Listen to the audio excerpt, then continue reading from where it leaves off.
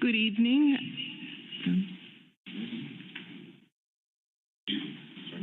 Oh, no problem. I would like to call tonight's regular board meeting to order. It is 6:04. Michelle, can we get a roll call? Yes. Megan Miller. Present. Tom Hankins. Here. Brian Anderson. Brian Nichols. Here. Amy Levy. Here. Greg Schneider. Present. And Tia Johnson. Present. All members are present except Brian Anderson. Thank you. May I get an approval of the agenda? So moved. Before there's a second, I have a couple adjustments so we don't have to alter the motion. Can we remove item 10B as there are no closed session minutes attached for us to review or approve?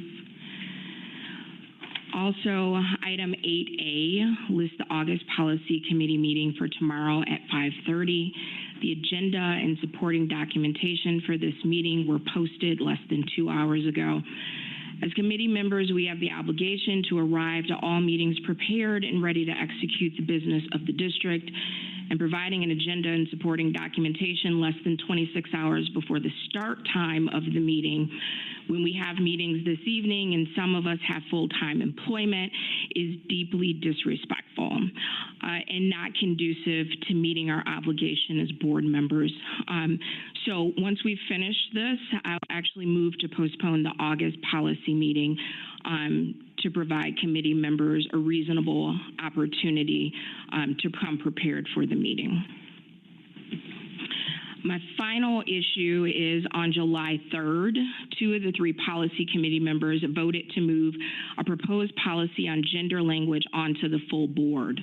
When I asked why this policy did not appear on the July 16th agenda, I was told by Board President Johnson, and I quote, "We have several other items that are going to require much time tonight." So again, I am asking, why does this policy, approved to move on to the full board on July 3rd, not appear on this evening's agenda? So to recap, if we could remove item 10B, item 8A, the policy committee, I don't need another motion. I'm asking that that be postponed until committee members have the time to prepare. Again, those documents were just uploaded just shy of 4:30 this evening. And then my question of the absence of a policy that was approved out of the policy committee on July 3rd.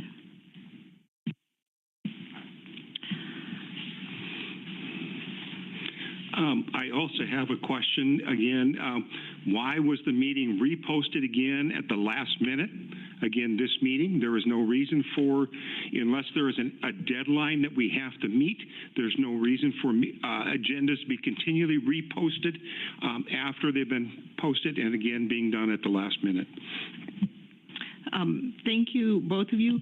Mr. Schneider, sometimes there are errors in the posting and they need to get corrected. Reposting is nothing new. It's something that has occurred with this school district, and this is nothing new. Sometimes we catch errors before the 24-hour notice, which goes back to Ms. Levy's question about the 26-hour notice. 26 hours is greater than 24 hours notice of posting an agenda, so we are good there. Just for clarification, my concern is not if it was posted in time to meet our legal obligation. My concern, again, is that I'm a member of the policy committee, and the agenda and the supporting documentation were just posted or made available to committee members just north of 4:30. We have committee meetings tonight, and I work a full-time job, so I'm not quite sure when I'm supposed to be prepared to attend a meeting that's happening tomorrow at 5:30. So my point, again, is not with the posting, but that practice is deeply disrespectful. So noted. Item 10B. Michelle, do we have the minutes for that? Were they posted or no? No, I was not able to get closed session minutes done, so she's absolutely right. There's none attached. Okay. And 10B, 8A, oh, and the gendered language, again, as I mentioned last time, that has been before the full board. We discussed it back in January. I don't recall that. Could you provide a date when the full board directed the policy committee and the will of the board to construct that policy language? I will, not at this moment because we're in the middle of a meeting right now. I'm aware where we are. Thank you so much. And again, I would like to have 8A, the policy committee meeting, postponed because of the late nature of the posting, and it does not allow committee members to prepare to show up at those meetings ready to execute the business of the board.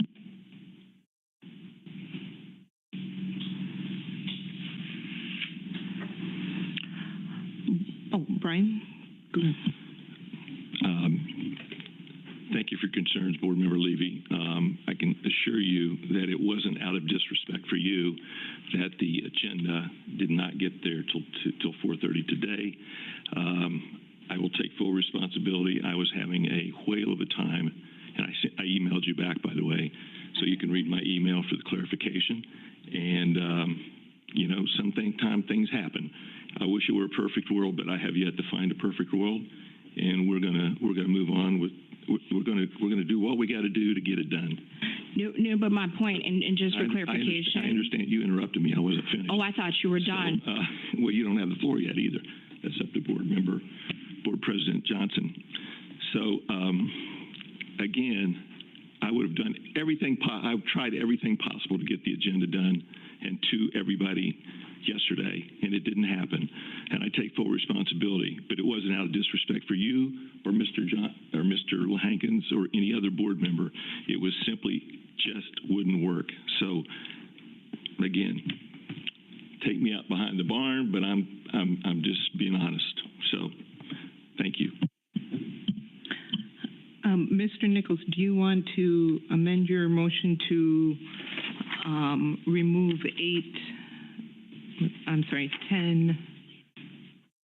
10B? The minutes, yeah. Oh, who moved? I'm sorry. Who did you make the motion? Or was it? No. You made a motion to approve the agenda. Yes, I did. Okay. Would you like to make a motion to remove? I move that we approve the agenda minus item 10B, approval of closed session minutes, meeting minutes. Is there a second? I second.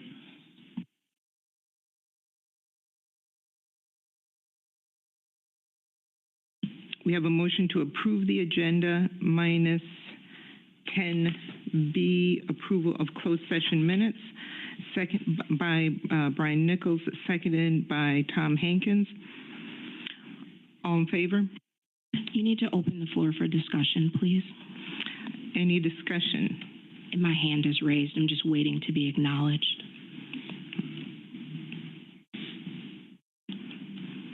Ms. Levy. Thank you so much.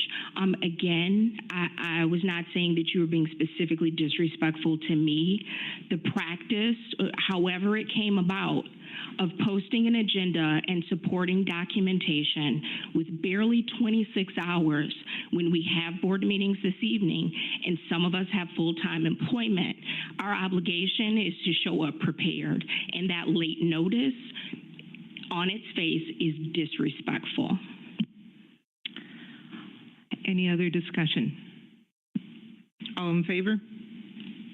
Aye. Aye. Aye. Aye. Any opposed? Nay. Motion carries. That brings us to the Pledge of Allegiance. Tonight we have Michelle Hendricks Nora here to introduce two students who will be leading us in the pledge.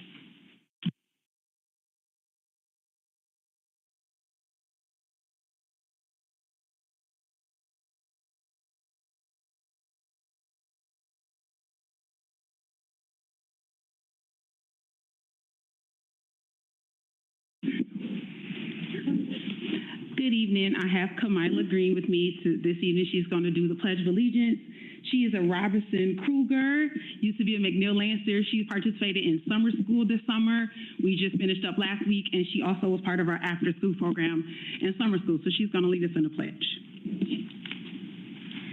I pledge allegiance to the flag of the United States of America and to the republic for which it stands, one nation, under God, indivisible, with liberty and justice for all. Thank you so much for that.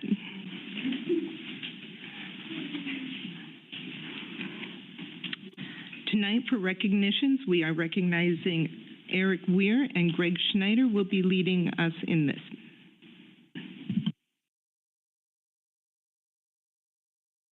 Oh, I'm sorry, Greg, I skipped to upcoming events.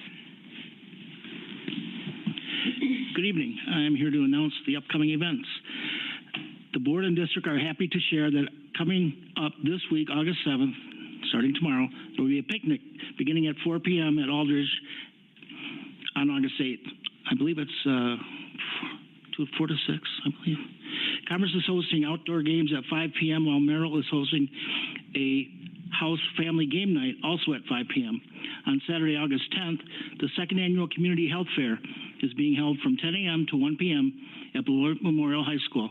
There will be free immunizations, dental assessments with fluoride, vision screenings, backpacks with school supplies, haircuts, and more. And then on Monday, August 13th, Gaston is hosting popsicles with the principals at 1 p.m. and Converse will host a reading hour on August 20th beginning at 5 p.m.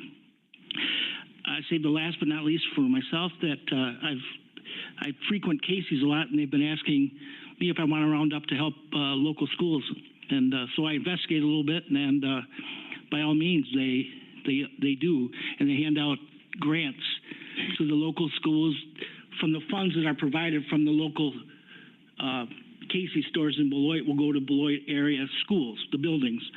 They have to be applied for, I think, by the building admin or maybe a teacher, I'm not sure. But I know this works. I've talked to a couple principals that have used this. So I want to promote that for everyone to get out and spend some dollars at Casey's. The start of the school year is fast approaching, only 28 days until school begins. The first day of school for all students is on Tuesday, September 3rd. Letters for transportation will be sent during the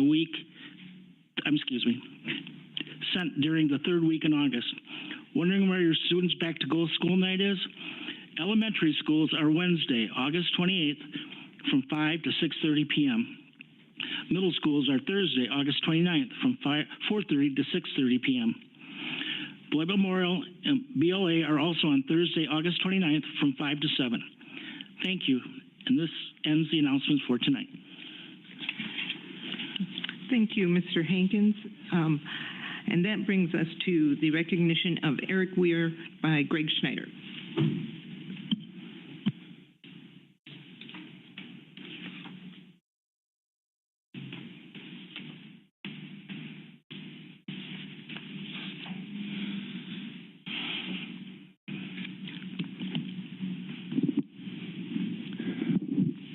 Good evening.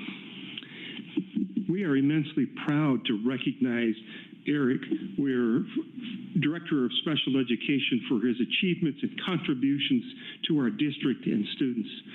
And having been in special education for over 40 years as a teacher and administrator, I truly understand how difficult a position that is, and how hard Eric has worked, and how he has elevated our district's profile on both the state, national, and international platform. Recently, he presented at the International Association of Special Education Conference in the Czech Republic, showcasing our district's proactive approach to inclusive education and federal identifications. His presentation underscored our district's innovative vision for inclusive learning. Now, the conference was attended by educators from around the world, and it was well received and generated discussion about our methods and strategies. Now, the trip, travel, and meals were fully paid for, and only the $400 conference registration fee was an expense to the district. Additionally, Eric was recently elected to serve on the executive officer on the board of directors of the Wisconsin Council of Administrators of Special Services.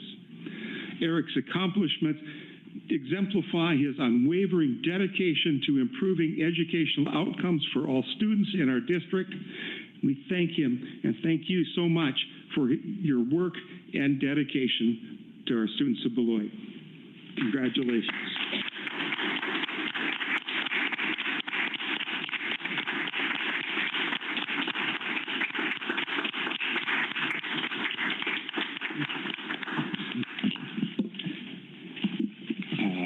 Thank you for this. I'm honored and appreciate the recognition, but I can't take full credit for all of this. Obviously, there's a team of us here in the district that is committed to doing this work. Melissa Beaver is our Executive Director of Pupil Services, obviously helping to support it, but we also have a very nice working relationship and partnership with Teaching, Learning, and Equity, and the team there that is also committed to doing this continuous systems improvement work.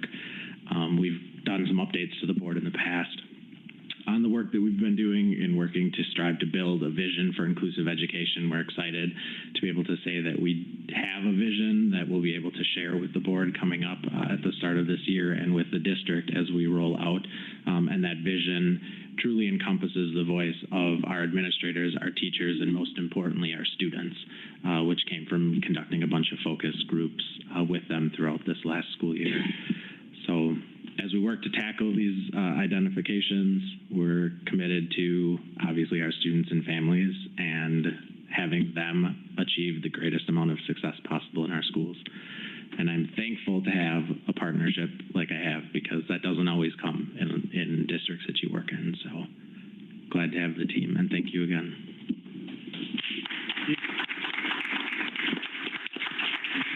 Dr. Dickerson?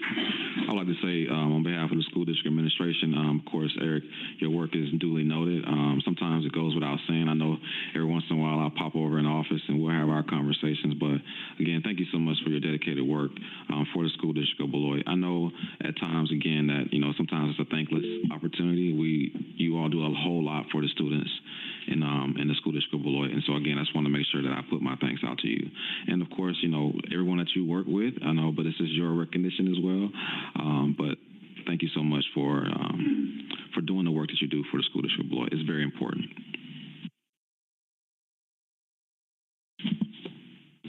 Thank you. That brings us to public comment. Ms. Shope, are there any submissions for public comment? Yes, I have one letter to read, and I have about 3 people here in the room. Okay, let's start with those who are here in the room, and I will read the from policy 187. Speakers will be announced and invited to the podium by the board secretary. Each person will be allowed up to 3 minutes to speak. Should the individual require translation assistance, a translator may be of the individual's choosing or one provided by the district. Public comments requiring translations will be given 6 minutes. An individual's 3 minutes may be yielded to another individual. However, each person must complete a public comment card, indicate if speaking or yielding time, give the public comment card to the board secretary, and approach the microphone to state first name and that the 3 minutes are being yielded to another individual. An individual may speak on behalf of a group. However, no more than 2 people may yield their time to any one speaker. Individuals wishing to comment are expected to comply with the following norms in order to maintain a respectful and orderly meeting and to prevent discussion of confidential matters in a public forum. Comments should be directed to members of the board and not district employees, students, or other members of the public in attendance at the meeting. Signage, banners, or other materials which impedes any person's view of the proceedings shall be relocated.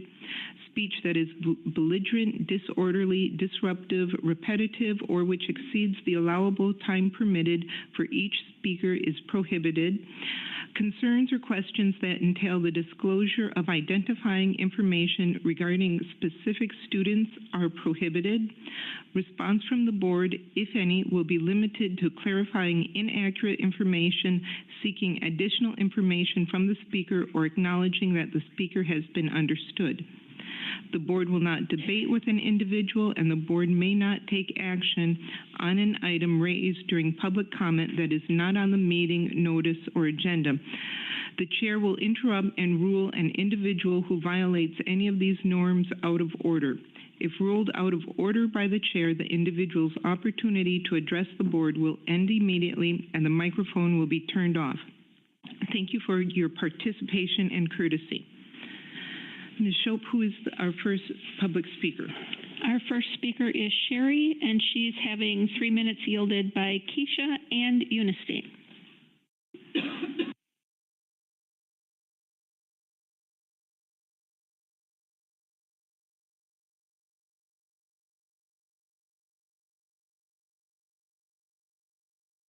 Sorry, I forgot to hit the button. There we go. Beloit School Board members and Superintendent Garrison, I'm writing on behalf of the NAACP Beloit Branch number 3251 and its 300 members. The NAACP is our nation's oldest and largest civil rights organization. As Wisconsin's oldest branch, we are committed to the national mission to ensure the educational, political, social, and economic equality of all people and to eliminate race-based discrimination. Recently, it has come to our attention that several items being addressed by this board are in need of answers for our members, collaborating partners, and our community. On May 22nd, the board came to an agreement that you would continue the current practice to hear expulsion hearings for the upcoming 2024-2025 school year. Yet, without reasonable public notice, at the July 16th meeting, school board meeting, this body elected to rescind that vote and to hire a board expulsion officer to determine pupil expulsions. Our membership has the following questions concerning this action. 1, how many student expulsions took place from the previous 2 school calendar years that would place a burden on the board to continue its current practice? 2, if this body is going to continue to cite discipline and behavior issues within the district, what problems are going to be solved by hiring an independent hearing officer?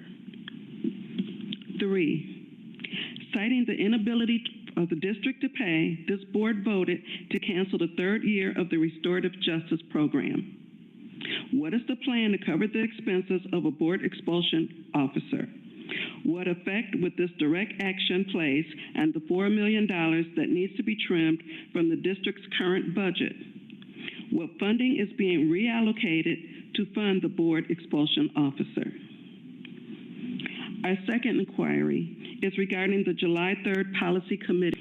At that meeting, a policy on gender language pronoun use was brought forth. Yet the agenda clearly stated that there was no policy.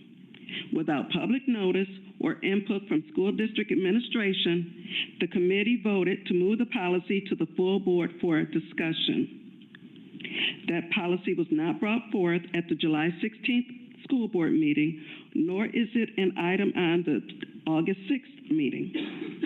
The membership feels this is a direct open meetings violation. Our question is, what is the status of that unnamed policy? The transparency of addressing and answering these questions is crucial to the trust our communities and family place on this board. Therefore, at this time, the membership would request a written response to our questions by August 16th. This will give the NAACP local organization time to review before our next board meeting and decide if the actions this body has taken is in direct conflict with our mission statement and policies. We look forward to your response. Respectfully submitted on behalf of the members of the NAACP Branch 3251. I am Sherry Pounds, President, NAACP Beloit Branch 3251. Thank you. Thank you. Ms. Shope, who do we have next? Next, we have Pam Charles.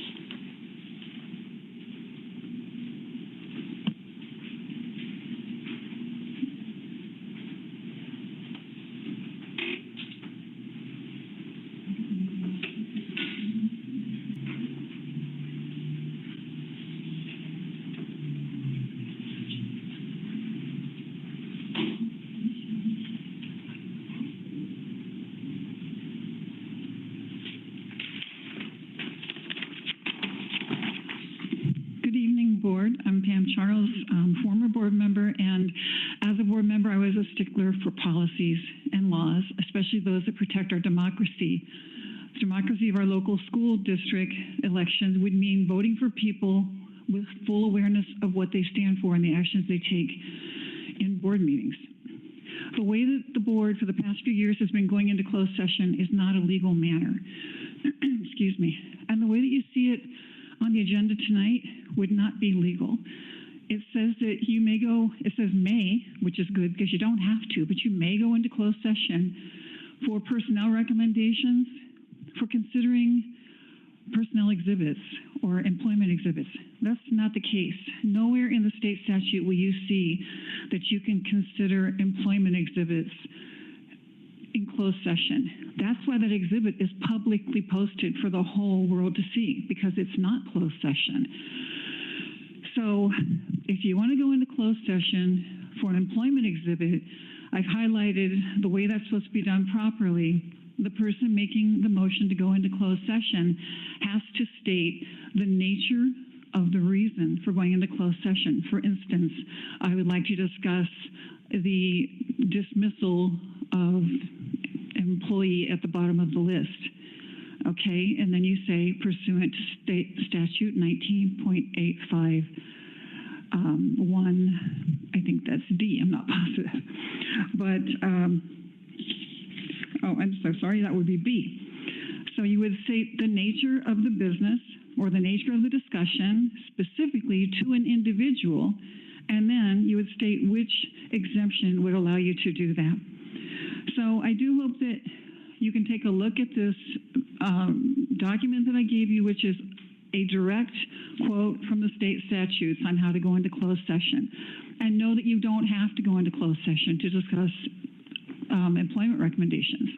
But if you wish to, you have to say why, and you have to say specifically which exemption, for instance, compensation, demotion, dismissal. You have to say why. You can't just say move to go into closed session. That's the way it's been going on. I hope that you'll be more careful about that in the future, so that you only go in when necessary, and when you go in, you only talk about one item.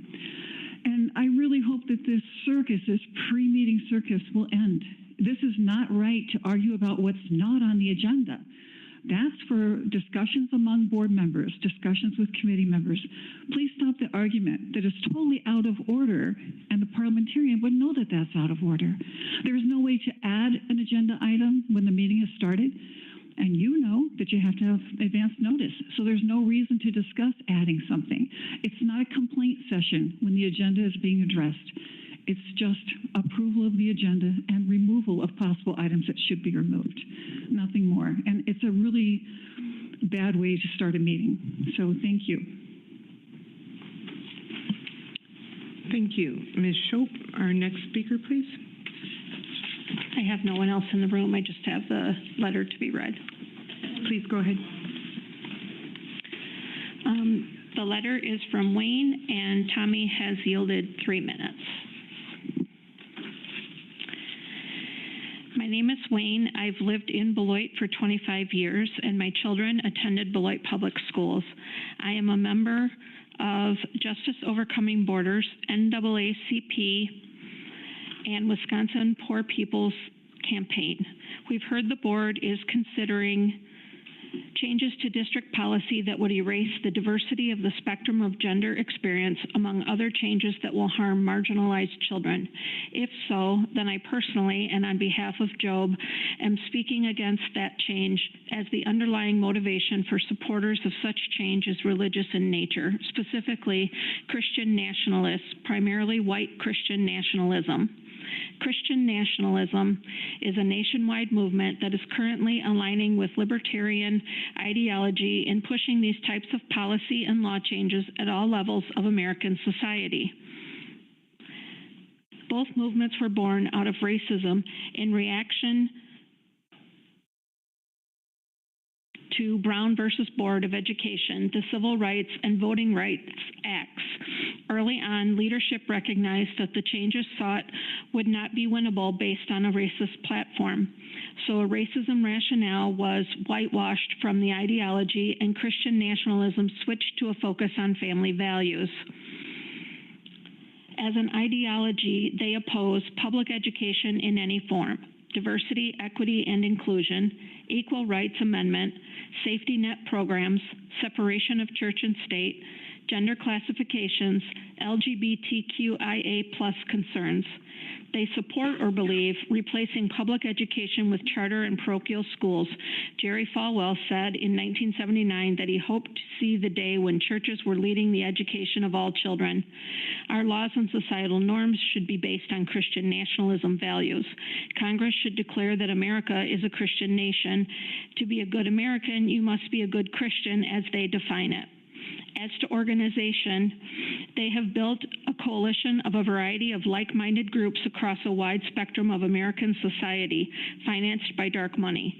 Examples include right-wing policy groups, legal advocacy groups, think tanks, network organizations that target clergy and state legislators, far-right messaging groups, and an umbrella group that keeps everyone on the same page. As a strategy and tactics, during the 70s, 80s, and 90s, they developed legal advocacy groups that worked with deep-pocketed funders to change the system, developed novel legal theories that degrades the constitutional separation of church and state, funded careers of lawyers and judges who had the correct ideology. Currently, running slates of candidates for local school boards, municipal and county governments in multiple states and communities across the country, and providing resources for those campaigns. Specific tactic with respect to public education, provoking culture war fights in public schools to delegitimize public schools, paving the way for privatizing education and using taxpayer money, taking it away from public schools and sending a portion of it to private schools that have religious and right-wing agendas. To the point, the board is charged with formulating policy that promotes inclusion of all children.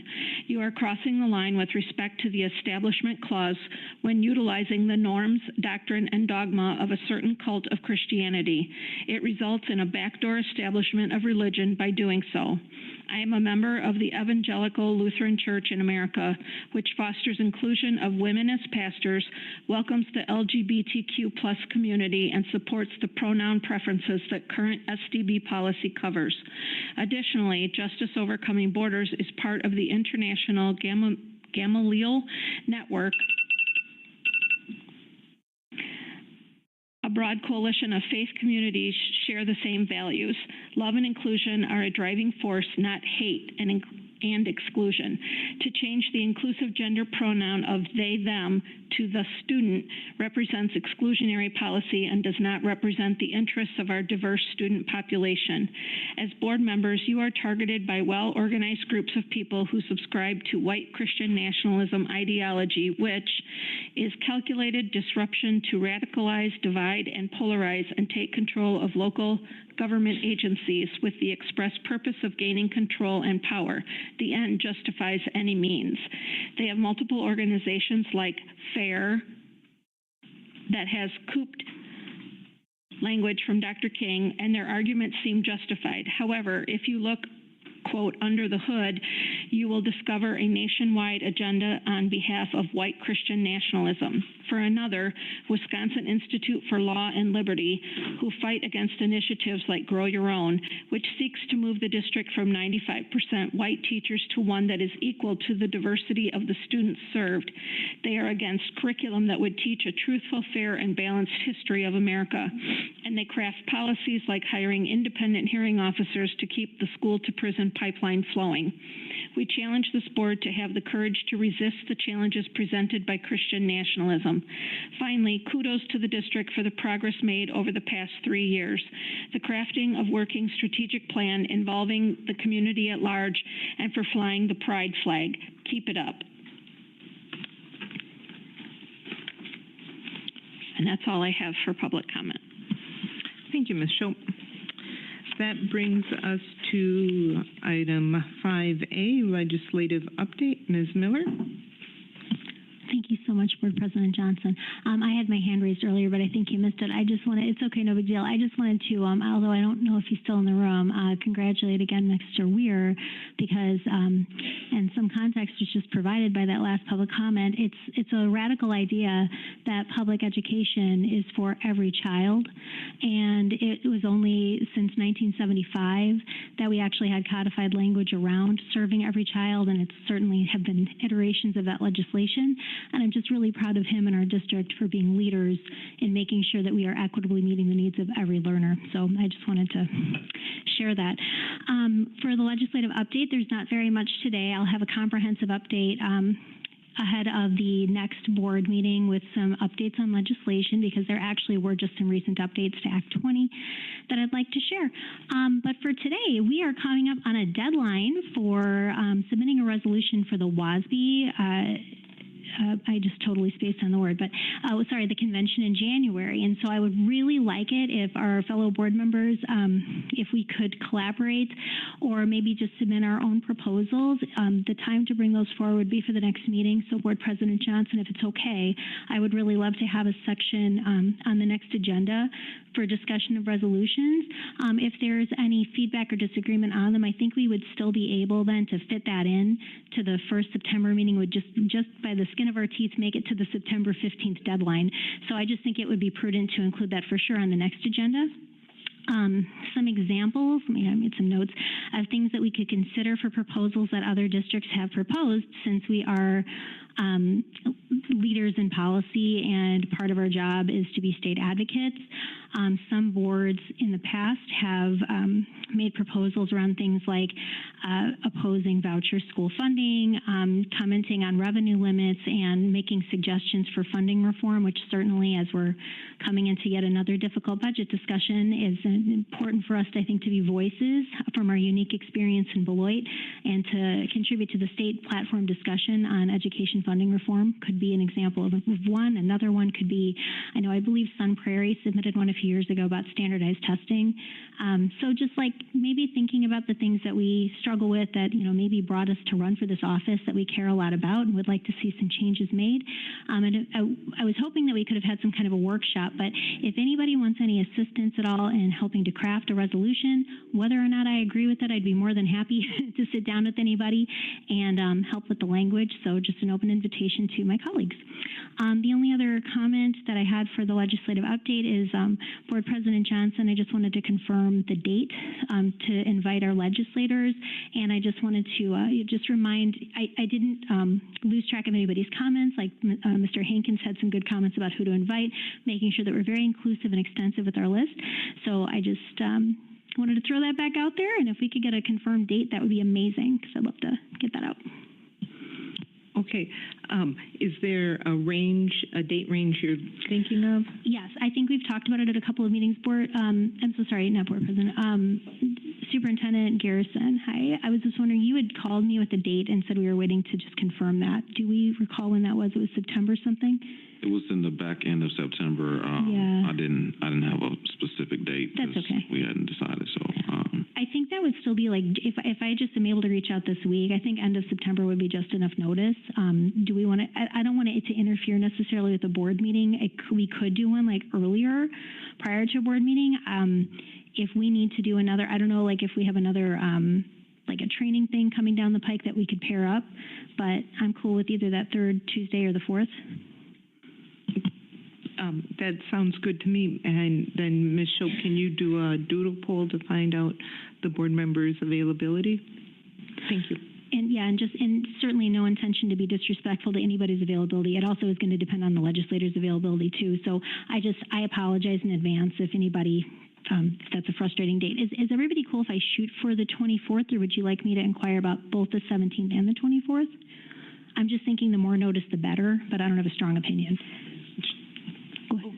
Well, I was going to say, yeah, let's try to look at both of those, okay. give the board members an option to see, you know, some.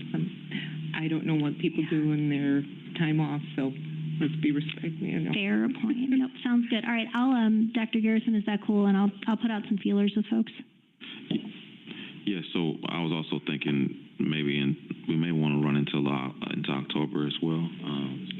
Okay, yeah. Just because I know that it typically takes for legislators like 6 to 8 weeks to get on their schedules, and that'll put us very close to the first proposed date. So maybe that think about sounds October as well.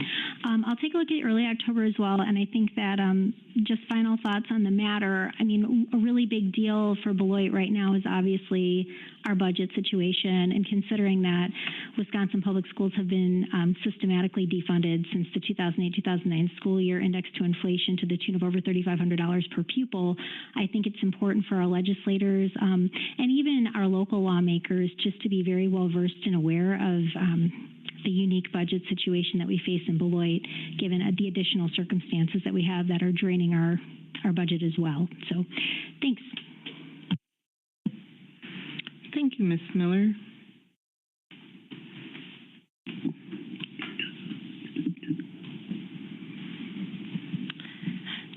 Okay, that brings us to item 6A, the June 24th monthly financials, and Mr. Chady has his PowerPoint all ready. We're ready to rock and roll. So highlight tonight the June financials. June's a very busy month, and I think that you'll see that as exhibited through some of the materials that we'll share tonight. There is a lot of information in the financial activity report and the accompanying attachments. I won't go into all of the stuff that I commented on. We just don't have time tonight in the next 15 minutes or so. But I'll begin with the cover page, talking about it being unaudited, and I've got some opening remarks here as well on the next page.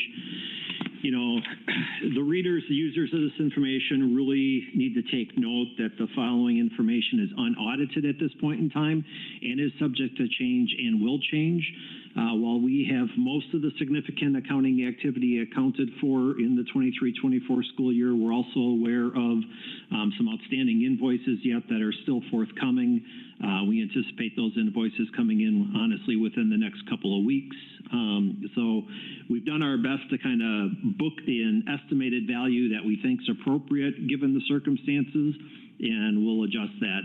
And then our audit with regards to the financial statements will take place the last week of August, and then the auditors will work through those materials through September and October and probably into November.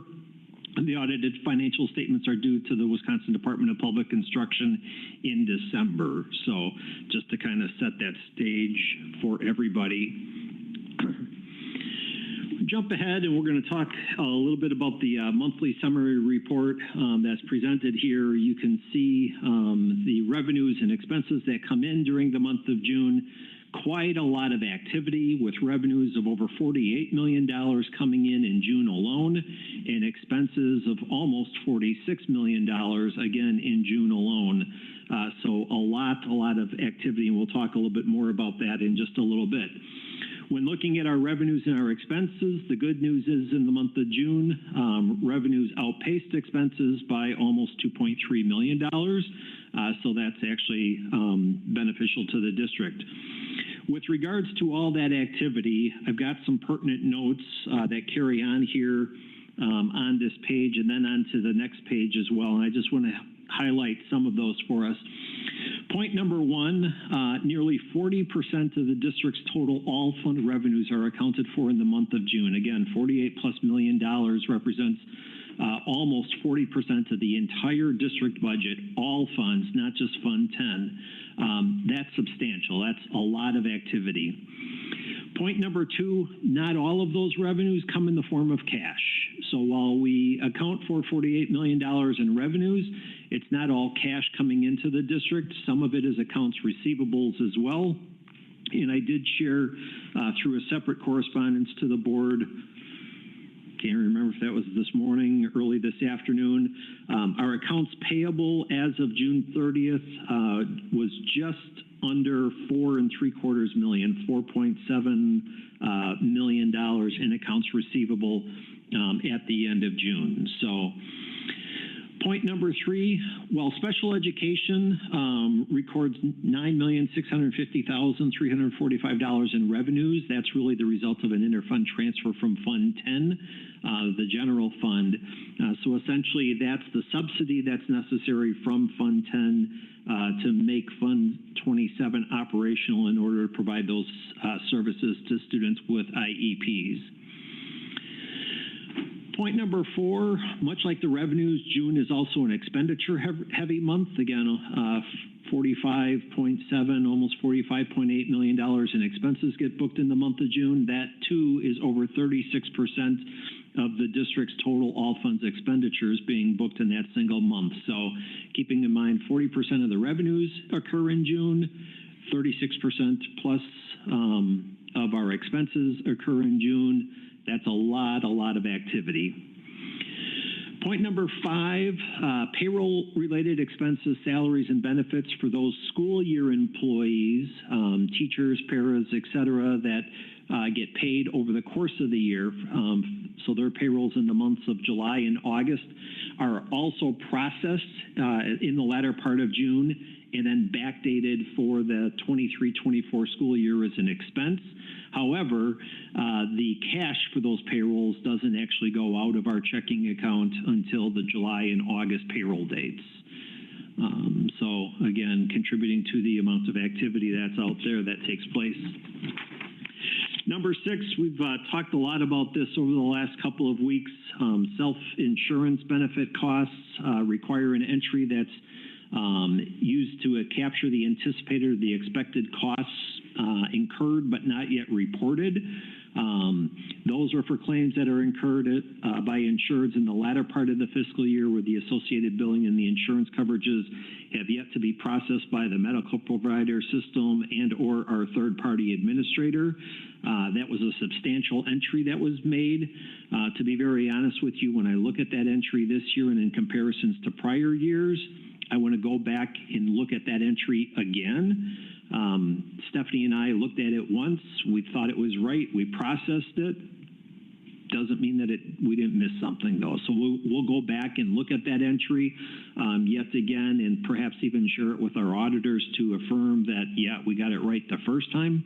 To be honest with you, I hope we didn't, because if we didn't, that would typically be favorable for the district, but we'll work through that and check on that. Point number seven, in the month of June, we have a significant amount of expenditures that occur with regards to the payment of tuition to School District of Beloit resident students that are attending their educational process via open enrollment, the school voucher program, or through the independent charter school options. And that expense was over $15 million. And we'll talk a little bit more about that here again. And then lastly, the final point again is kind of a repetition. While Fund 27 shows $9.6 million in revenues, that's actually an expenditure from Fund 10 as well. So the point of all of this is noted above. You know, the June monthly activity is not really reflective of most other months' financial activity during the school year, and thus has the ability to significantly swing surplus or deficit outlook projections from earlier in the year. And unfortunately, I think how we look at June this year kind of speaks to that. I want to jump to the end real quick, and then we'll come back and look at the revenues and expenses. Maybe in the future I should move these pages up ahead, so we don't have to jump back and forth. But let's look at our cash and investment reporting for you. You can see here, end of the current year, cash and investments, total cash and investments, $26.4 million. As of the end of May, so a couple of months back, it was just under $19 million. And if we look back June of 2023, it was over $37.8 million. So a couple of comments on that. The good news is that looking at the end of May to the end of June, our cash and investments grew by approximately $7.5 million, so that was beneficial. And if you're comparing the 26.4 to the 37.8 and wondering, okay, Bob, what happened to the $11.5 million variance there? Keep in mind that back in, I think it was late March, early April, we did that debt prepayment to the tune of $14+ million. Some of that was current money, some of it was the prepayment money, but that makes up for that $11.5 million variance and more. The last two rows on the report talk about our current cash liquidity, and those are, if you're trying to figure out which of the rows above, this is the first row, general fund checking added to the ICS shadow accounts, so that's what those totals are. Those are essentially our cash liquidity accounts, $18.2 almost million at the end of June to provide for approximately 58 days of cash liquidity if we were to not have any other revenues come in the next 58 days. And again, you can see the cash liquidity from a month ago was 34, so it does swing quite substantially as well based upon inflows and outflows of cash. Monthly purchasing commitments, no such purchases between the dollar values of $50,000 and $100,000 came to our attention or we had purchase orders for. So before I get into revenues and expenses, I'll ask if there's any questions on anything stated so far. Ms. Miller?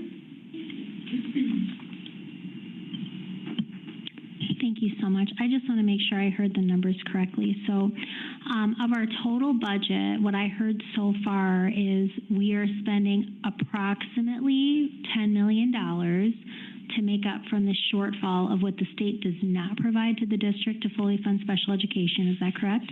That would be accurate, yes. Cool, so that's 10. And then did you say $15 million to voucher and independent charter schools? I believe it's over that value, yes. Oh, okay, well that counts for me rounding up to 10, so we'll call it 15. Okay, and then, and we're still cutting $10.8 million in order to get to a balanced budget? We'll see that in about 15 minutes. Lovely. So by my, so please forgive my math, but that's $36 million out of our budget, right? Did I add that ish correctly? Depending upon how we phrase it, yes. If you add those three together, yes.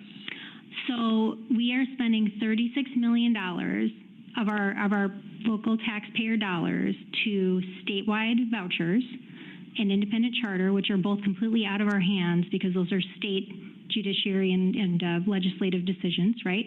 $10 million because the state does not fully fund special education, and $10.8 billion because of, like, many reasons, right?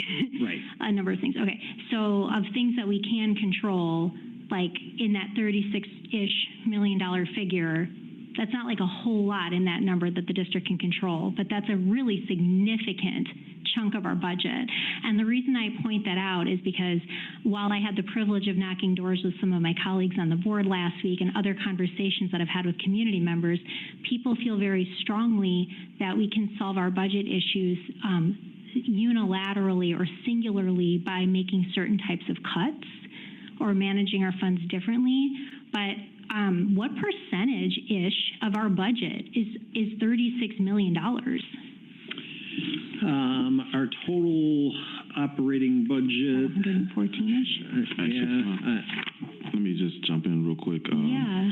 So it's 15 for the voucher program, and then of course another 10 goes that we have to pay from our fund 10, so it's really 25 million. So it's 25, and then the 10.8. 10.8 is just our deficit that we have here in the school district year over year. Okay. So when we add that to that number, that could be a little, well, I don't want to speak for Ms. Chase, it could be a little confusing. However, we do know that the 10 million is transferred and the 15 million is also transferred. So that's even if we round it down to 25, that's just shy of a quarter of a budget? Shy of that, yeah. It's a $120 million budget, so. Okay, Yep. so, you know, a decent chunk. And again, just I just want to make that point because those are dollars, like in expenditures that we can't control. Like those are decisions made by the state. And in fact, the independent charter language was added in the 2015-2017 biennial budget under Scott Walker.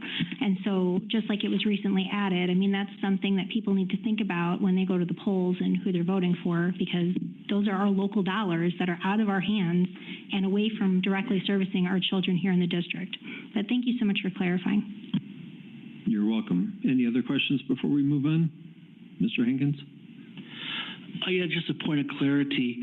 When we talk about the 15 million to charter schools, it's also inclusive of the open enrollment people to different schools. Is that correct? It does, yes. So this isn't doomed by the state. It's our students that have left the district or choose to leave our district. This kind of controllable. I mean, that number isn't controllable, but the amount of students that leave here, it's our money to start with, and it walks out year after year. Mm-hmm. Thank you. Yep. If I may, the voucher program is not just our students, it's the state. Yeah, I just want to clarify that the voucher program is statewide, so it goes to pay for like Racine, Milwaukee, et cetera.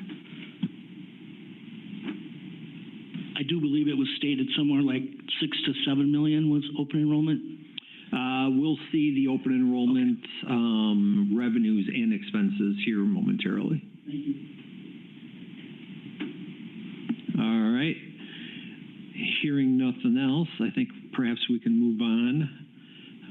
See if I can blow this up and make it a little bit bigger. Does that capture? That falls off the page.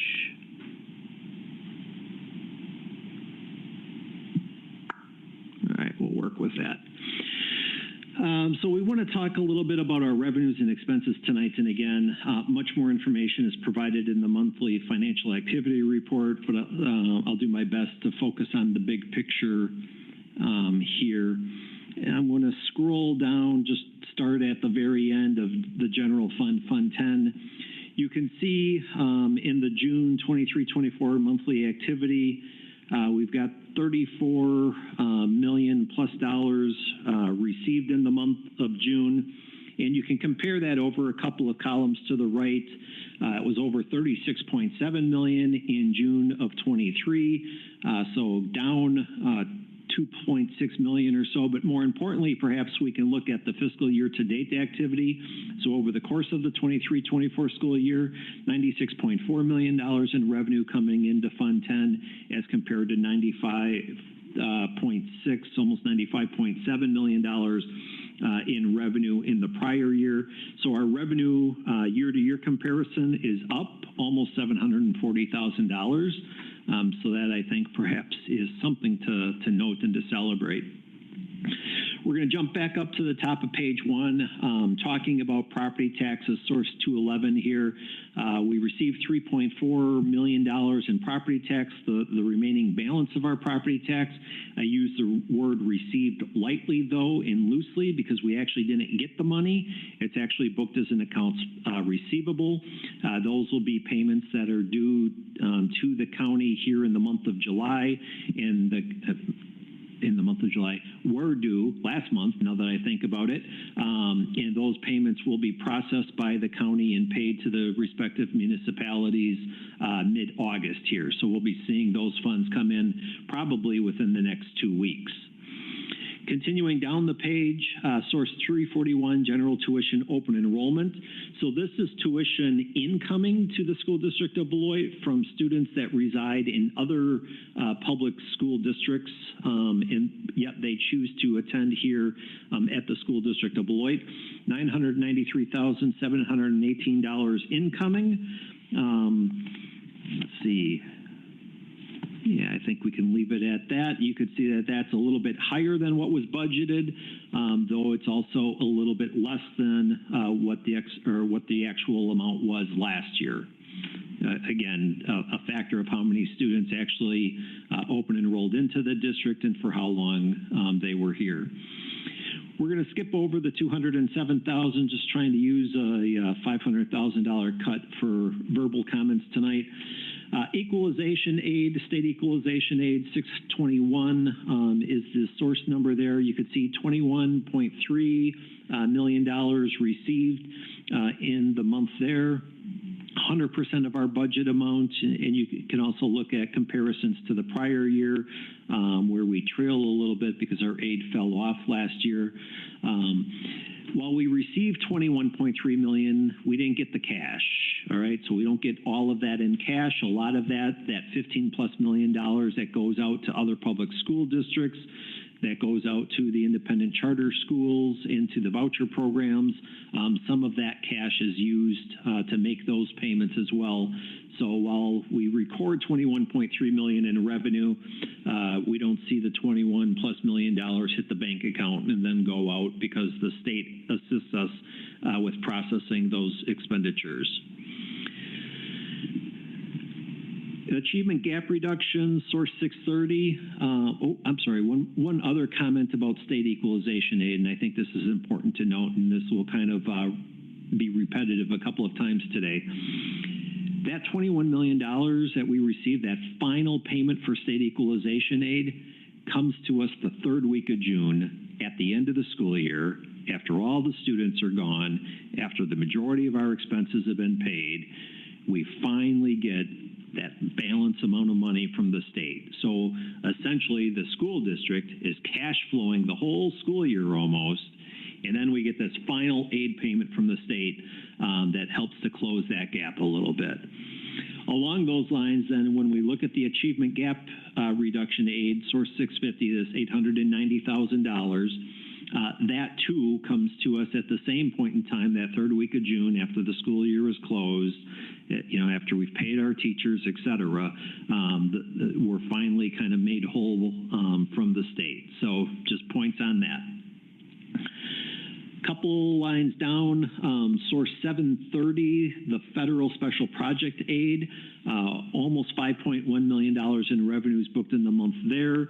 The vast majority of that is because of grant claim reimbursements that were made for just a number of grants, including our ESSER 3 grants, Title grants, Title 2, Title 3 specifically, CLC, homeless children and youth, and a bunch of others as well.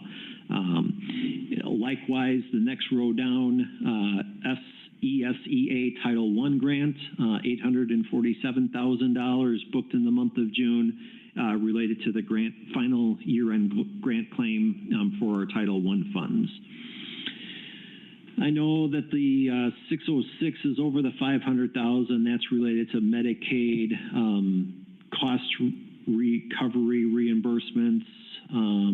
So I think I'm just going to stop with that and real quick just ask if there's any questions about Fund 10 revenues specifically. Seeing none, I'll continue. Oh, my bad. One other question. The state aid that comes at the, when school year is basically over with. Yeah. That's not unique to Beloit. That's the entire state. That's the entire state. Yep. And I'll be honest with you, it was 2-3 years or so ago, the state used to have a portion of the state equalization aid that actually lingered into August.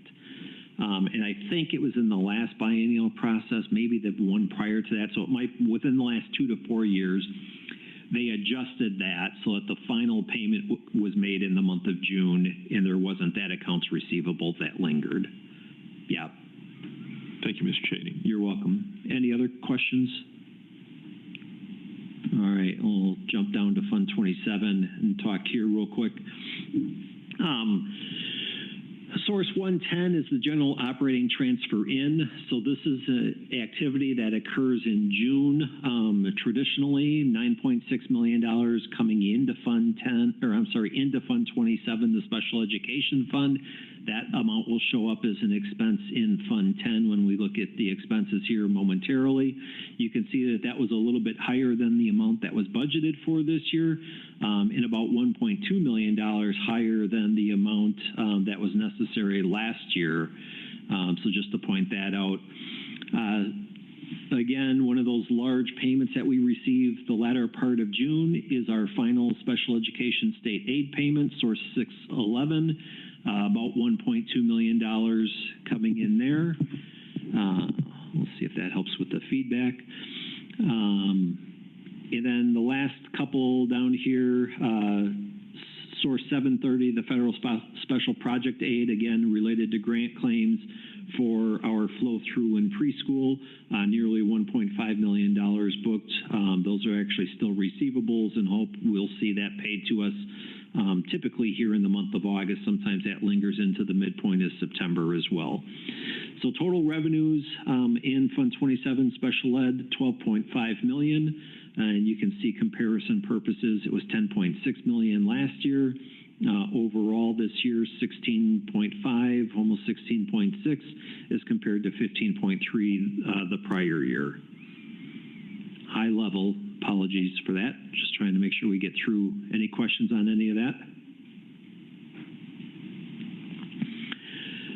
A couple of quick final comments on revenues, and we'll jump over to expenses and our food service fund. So some unique activity that occurs in the month of June within the food service fund is we account for and we count as revenue all of the USDA donated commodities that are brought into the district and used, consumed over the course of the year. And you can see we budgeted for $258.5 million, $258,570, and the actual amount $251,881 and some change. So pretty close to what our projection was, a little bit off there.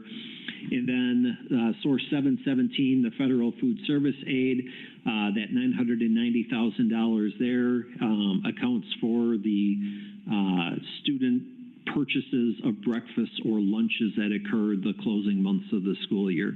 Interesting, when we look at 717, the federal student aid, those reimbursements, we look at $4,085,000 in change in revenues here this current year. You look back to what it was the year prior, $4,089,000 in change. We're talking about a variance or a change of less than $4,000. It's kind of funny sometimes to watch just how cyclical some of the numbers can be in accounting when we're talking about revenues and expenses. So overall for the food service fund, $1.3 million in revenues in the current month, $4.6 million overall in this last fiscal year. I'll end with that. Any questions revenue related? All right, we won't get nearly as detailed on the expenses. If I can get us to jump over to that and make this big enough that we can see it.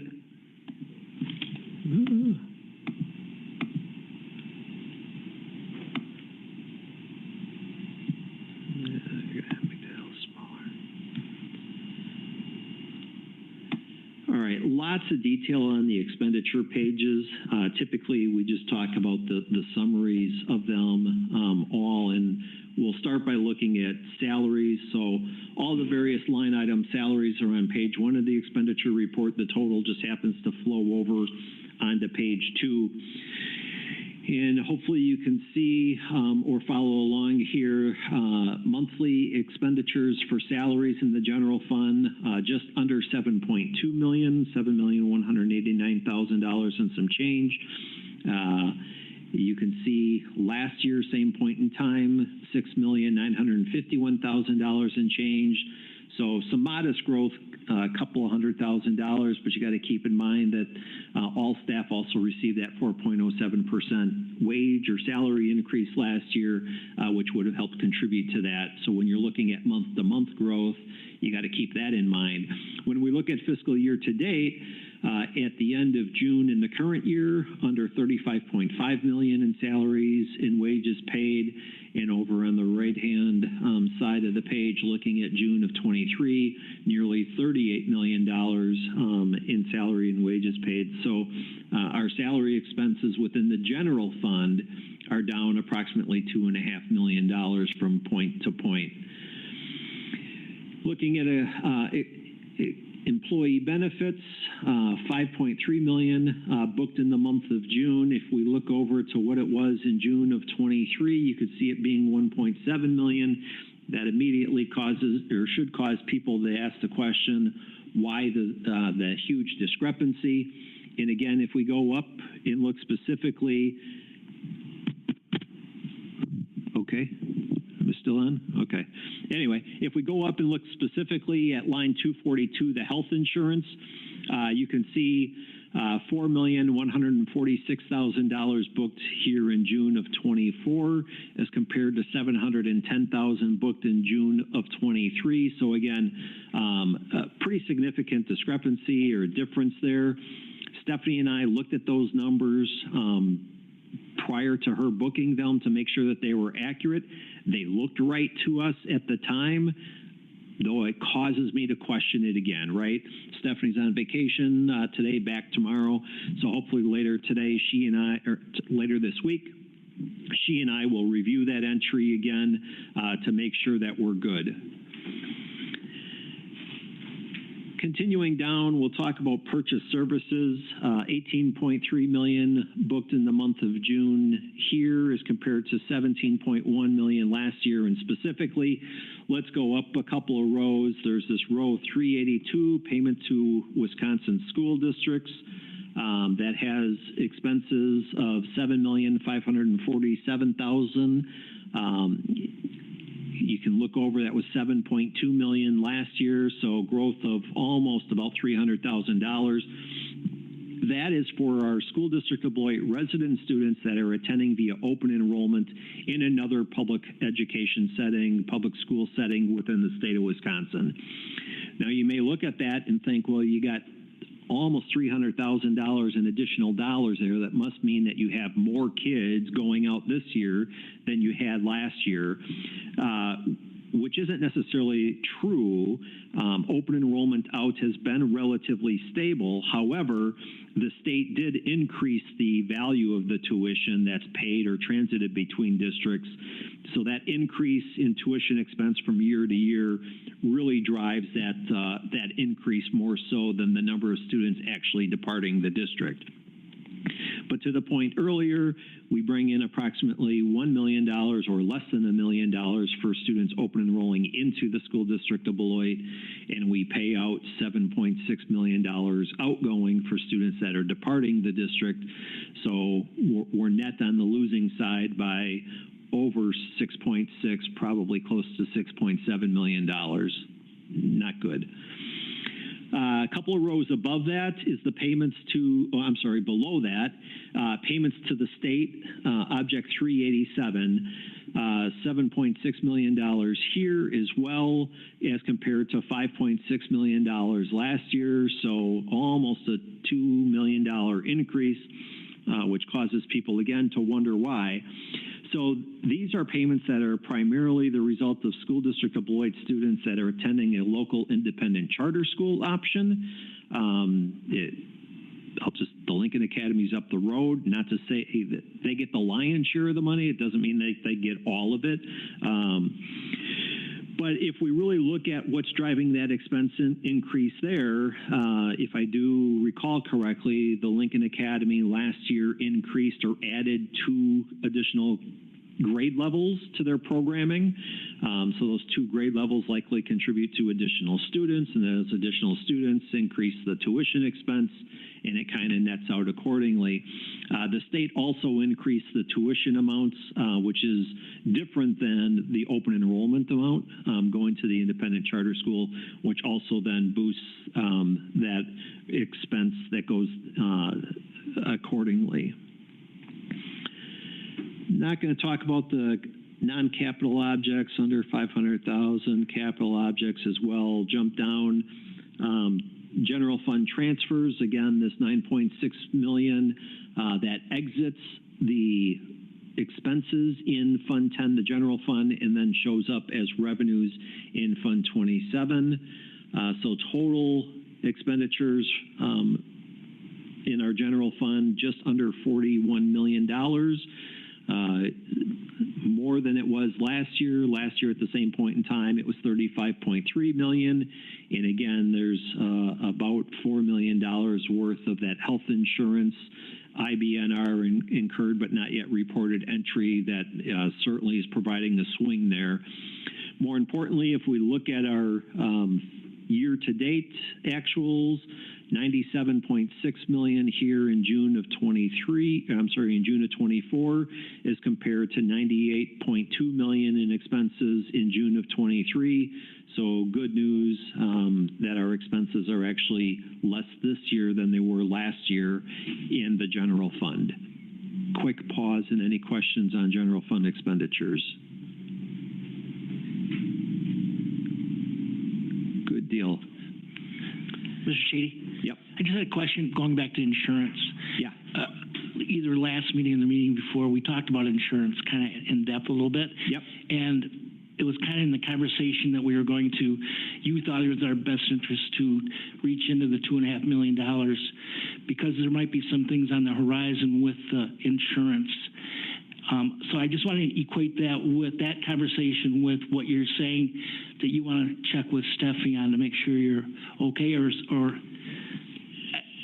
is there a correlation between those conversations or not? Yeah, well, I think insurances,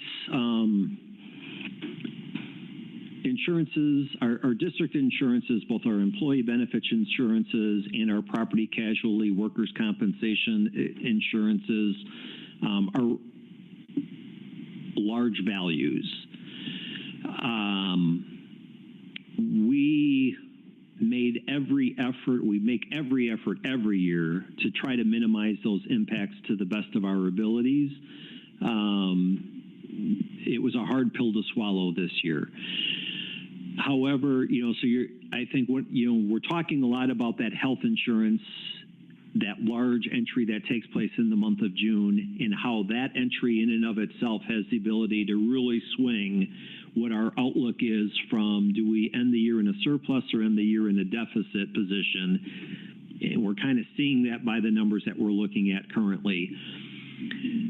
The number, when Stephanie and I reviewed that three weeks or so ago, it looked right to us. But when we plug it into the financial statements and we see that swing in the significance of it, I think it's prudent for us to go back and review that again internally.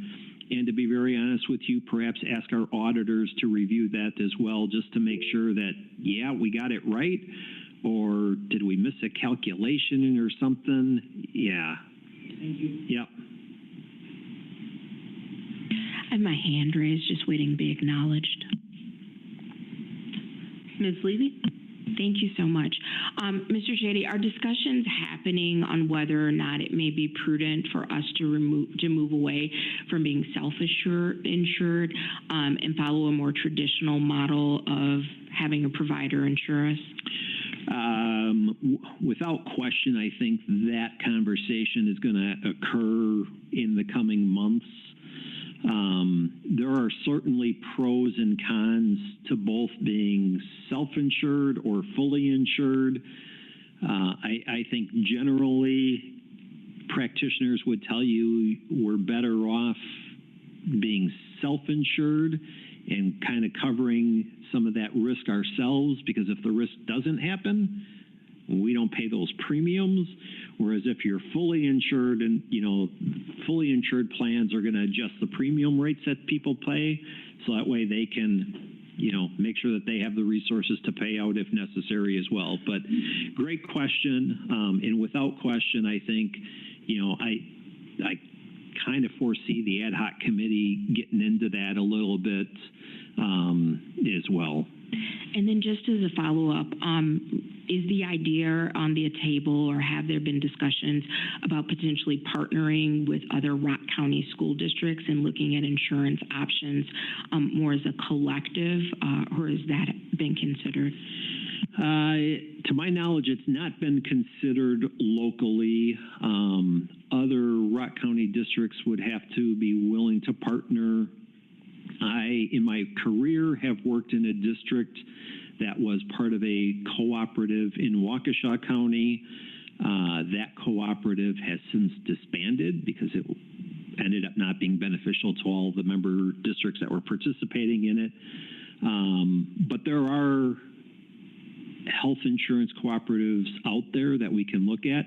And likewise, there are also cooperatives available to us for property and liability insurances as well. And again, given the significant costs of those things, those are certainly things that we have to look at over the next year or two. It might be a very large undertaking to try to tackle both the employee benefit side and the property casualty side in the same time frame. It might be best to kind of separate them and do them year by year, but certainly both need further scrutiny. No, I appreciate that. I'm glad those options are seemingly on the table, and I look forward to hearing additional information when it's available. All right. Apologies, this is taking a little bit. We'll fly through the special ed fund real quick as well, hopefully. Just under $1.9 million in expenses and salaries in the month of June. Interestingly, if you look at the month of June of 2023, 1.8, so really a $70,000 difference, and again, 4.07% increase across the board in staffing for the 23-24 school year when it comes to salaries and wages helps contribute to that. And you can even look at year to date, $8,858,000 in the current year, $8,866,000 for the same point in time a year ago. So again, very, very close. Employee benefits, almost $1.5 million this year, $500,000 last year. We can scroll up the page, and if you look at source 242, the health insurance, you'll see that the health insurance alone is just under $1 million more this year than last year, thus contributing to these differences that we see down here with both monthly and year to date. So again, just another reason for us to review those numbers to ensure that, yeah, we got it accurate, and perhaps if not, so that we can get it corrected and accurate. I'm going to skip over the purchase services. We'll just jump down to the end of special education fund, $3.8 million in expenses in June of this year, $2.6 million at the end last year. Year to date at the end of the year, fiscal year unaudited, $16.5 million in expenses this year, $15.3 last year, growth of about $1.2 million, but again, less than $1 million of that is tied up in that health insurance entry in and of itself. So reason again to look at that, but again, pretty similar. And just scrolling down real quick to Fund 50, food service fund. We have purchase services, $622,000, with almost $580,000 of that coming with our payments to Chartwells for the actual provision of the program for the closing months of the school year. Just over $4 million in expenses this year, just under $4 million in expenses last year, so pretty much right on par there.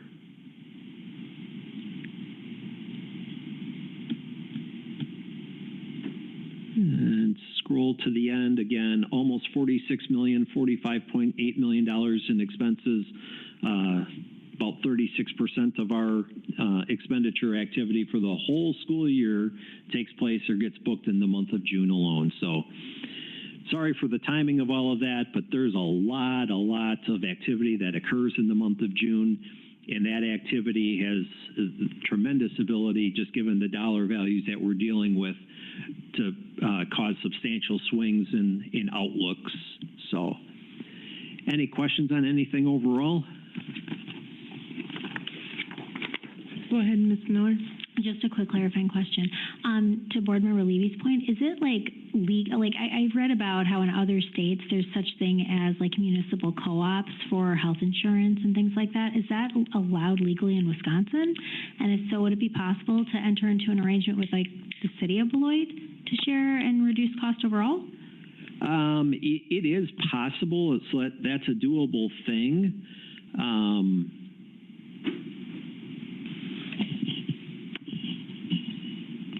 I'm not sure that this coming year is the year to do it.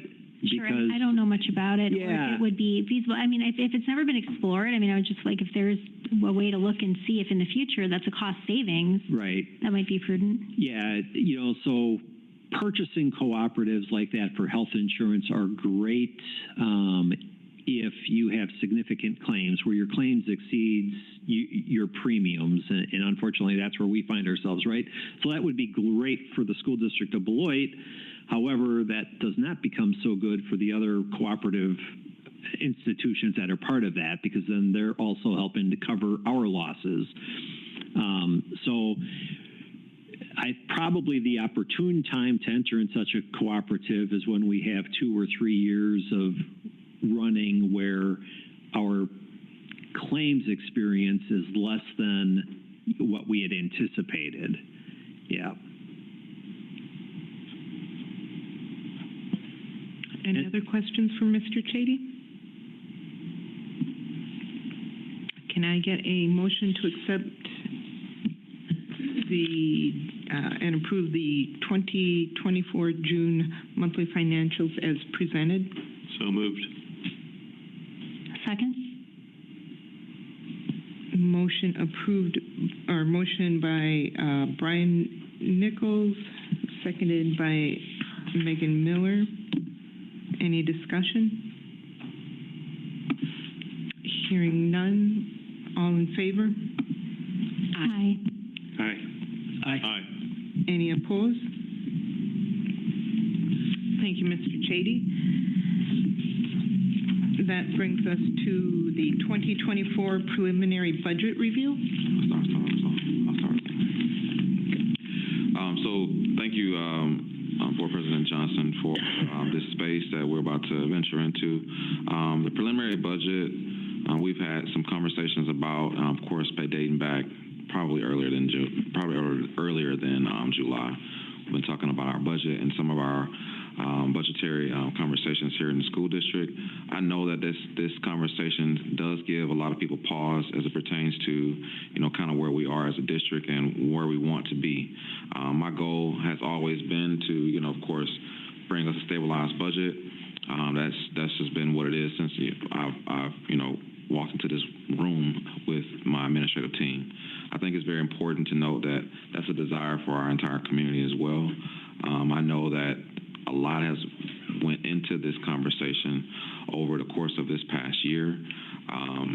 I will say that of course, we have chopped down that number from a deficit perspective with the understanding that we still have a ways to go as pertains to which you'll hear about, the $3.6 or so million that we yet to achieve. Goes without saying that our goal is always to protect, certain opportunities here in the school district. We do want to make sure that our classrooms are ready for our students' return. I will let you know that as it stands right now, we're floating around 49, 30 or so students in the district. That is a positive number for us. One could argue that, we're close to kind of where we, would be at from last year. I do know that every day there's people in the atrium here registering for school, and that number will probably go up. Well, that number will go up by the beginning of the school year.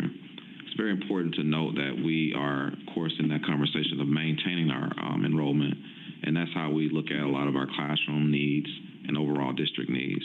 In this presentation, though, there's going to be a lot of information that's going to be shared by Mr. Chady. We have went back to kind of update the presentation to kind of give everyone a snapshot of not only where we are, but how we got there. Through some feedback that was received, we wanted to make sure that we could provide, numbers to those areas where you see we've made reductions. With that being stated, it is not my goal it's not my goal to have all the answers tonight, but it is my goal to get to those answers. And that is something that we want everyone to be very keenly aware of. Again, it's not my goal to have all the answers tonight, but it is my goal to get to those answers as an administration. As stated, I take full responsibility for the things that happen here in our school district, and I know that this deficit is under our name, and we want to make sure that we do the best we can to eliminate that and or have a stabilized budget. With that being stated, that's my preamble. I wanted to make sure I gave Mr. Chady enough time to take a few sips of water before we jump right into this very extensive conversation. We will ask that the board members pause us and ask questions as we go. That will allow us to capture all the questions, so when we get to the end, we'll be at the end of the presentation. And so I will pause Mr. Chady here and there because, you know, of course, he has a lot to cover in these 31 slides in about, 20 minutes or so. Just joking. But we will pause and try to answer any questions as we go through this conversation. This is the preliminary budget that does have to have action. Now that action doesn't necessarily have to come tonight, but if you decide to not act on this conversation, we'll have to have another board meeting to do so. So I wanted to make sure that that's something that's also noted. This is not our final budget. Okay, this is not our final budget, and we will have a different budget for that final budget. Okay, thank you so much for allowing me that time, and I'll turn it over to Mr. Chady to take us through the conversations. Great, thank you, Dr. Garrison. It's desired hope that the board will be willing to approve the preliminary budget this evening so that we can get a preliminary budget built into Skyward as we begin the school year, and then leading up to a budget hearing that would occur hopefully the mid to latter part of September. We need to have a budget hearing in place prior to being able to enter into a cash flow borrowing situation that we anticipate needing for later this fall as well. So kind of timing of everything plays out here. I'll also note that the presentation that I'm about to share with everybody here this evening replaced the presentation that was posted to board docs on Friday and available to the public over the weekend. Same content, just more content and enhanced content that will speak to some of the budgetary reductions and kind of the changes along the way. So meeting with Carol Fox, the ad hoc committee chair, on Thursday, she offered some suggestions, which quite honestly I had heard before from others as well, and we've tried to build that into the budget to the best of our ability. So today, to be honest with you, we're going to start and try to build a little bit of a history as to what's happened before we even get to the preliminary budget presentation. So we've got some new slides and some new content really at the front end of the presentation. So we'll talk about the budgetary challenges and changes and where we started back on April 3rd when the April 2nd referendum was defeated.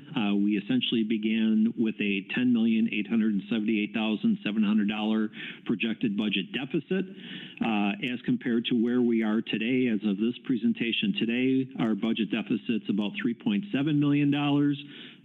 So that's reflective there, and that actually is even different than what it was presented to the ad hoc committee last week, Wednesday, and I'll note those changes along the way. So as noted, we'll talk about the budgetary changes along the way and attempt to answer those questions and to build knowledge of the changes incorporated into the budget process to date.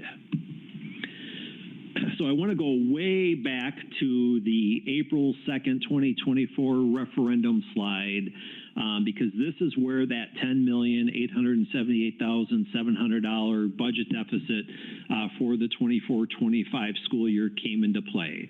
You may recall that we were asking the public for $9 million to exceed, not because that would alleviate or eliminate the $10.8 million budget deficit, but that would help to offset and minimize some of those expenses or some of the impacts the loss to the district didn't come to be. But regardless, that's where that $10.8 million value came from. Thereafter, throughout the spring, April, May, we started talking about some of the budgetary reductions, and these go back to that May 21st school board meeting presentation.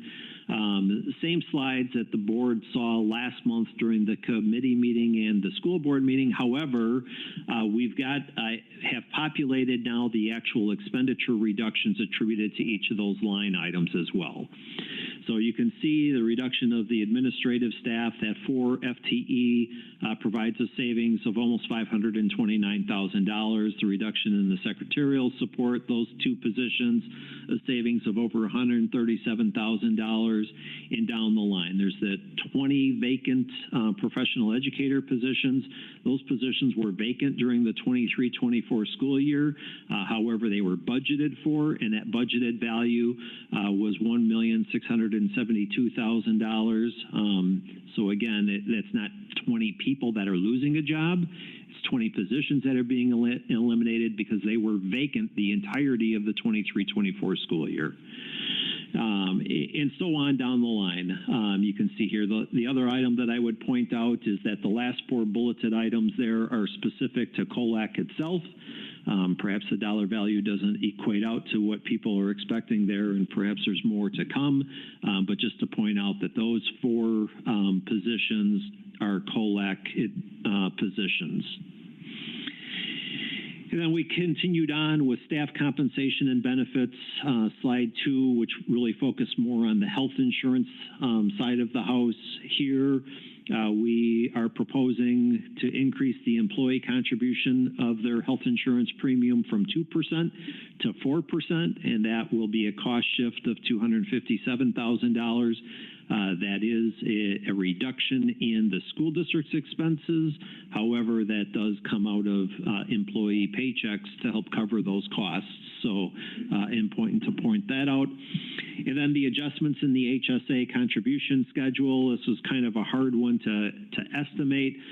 But when we look at the employees that were hired during the 23-24 school year, received the full value of the HSA contribution, and then departed without fulfilling the year's worth of service, it kind of equates out to about $37,500. So that's the value that we are utilizing there. Any questions on comp and benefits before I... Go ahead, Ms. Levy. Thank you so much.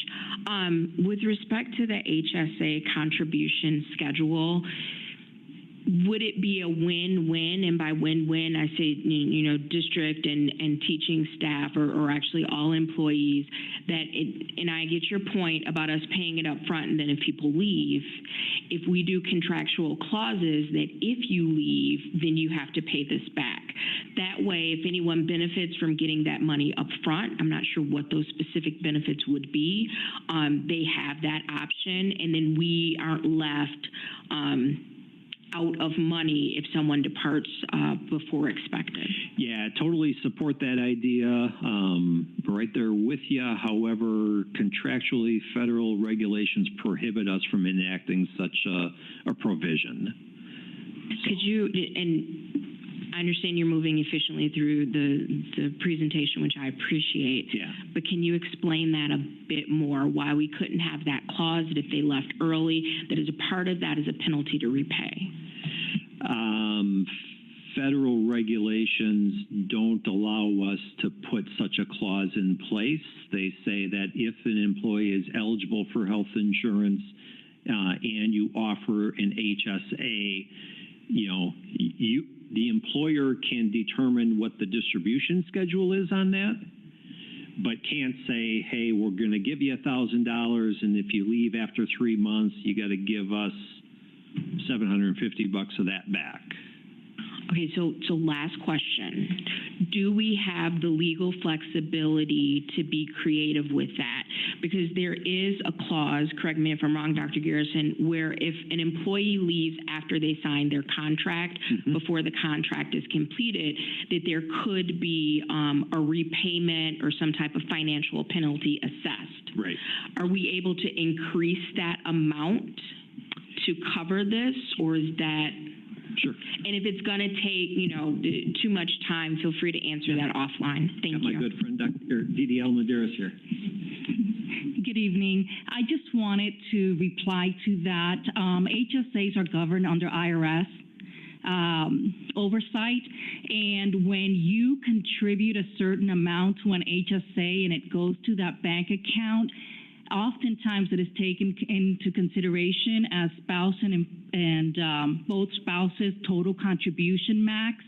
And so we can't contribute a certain amount to an HSA and have them pay it back to us because they got the tax deference on the way in, but then now they're paying us back. It is just simply not allowed, and that's because of the IRS provisions. Yeah, and we definitely don't want to violate those. But are we able to increase that penalty for leaving early? Yeah, just in general? The liquidated damages, certainly the board could consider for next spring when contracts come up again with regards to changes. The thing I would point out there is that you may be imposing a higher liquidated damages for employees that aren't on our health insurance. Maybe that's not a bad thing too, though. Thank you so much for providing that additional context. Much appreciated. You bet. Any other compensation benefit questions?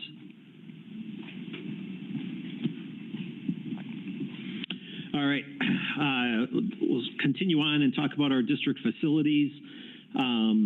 So in our 23-24 school year budget, we had budgeted $550,000 as a capital improvement trust fund transfer to Fund 46 from Fund 10 if Fund 10 was in the financial position to provide for that. It ended the year not being so we did not make that transfer. But more importantly, as we're looking forward to the 24-25 school year, that's $550,000 that we have removed from that budget as well. What that means is we were hoping to try to set money aside into that capital improvement trust fund to help pay for future capital improvement projects, roofing projects on our schools, asphalt parking lot, surface maintenance, et cetera. So there's a cost, but this reduction in construction and remodeling improvements of just over $1.25 million, that is specifically related to the Nexus project work at Beloit Memorial High School with some of the air conditioning and stuff. That project should be wrapping up here this month. Will likely carry on a little bit into September and October would be my guess, as well, with just some troubleshooting items as we bring systems online. But more importantly, that $1,250,000 was essentially paid in the 23-24 school year for that work, and thus doesn't need to move forward into the 24-25 budget.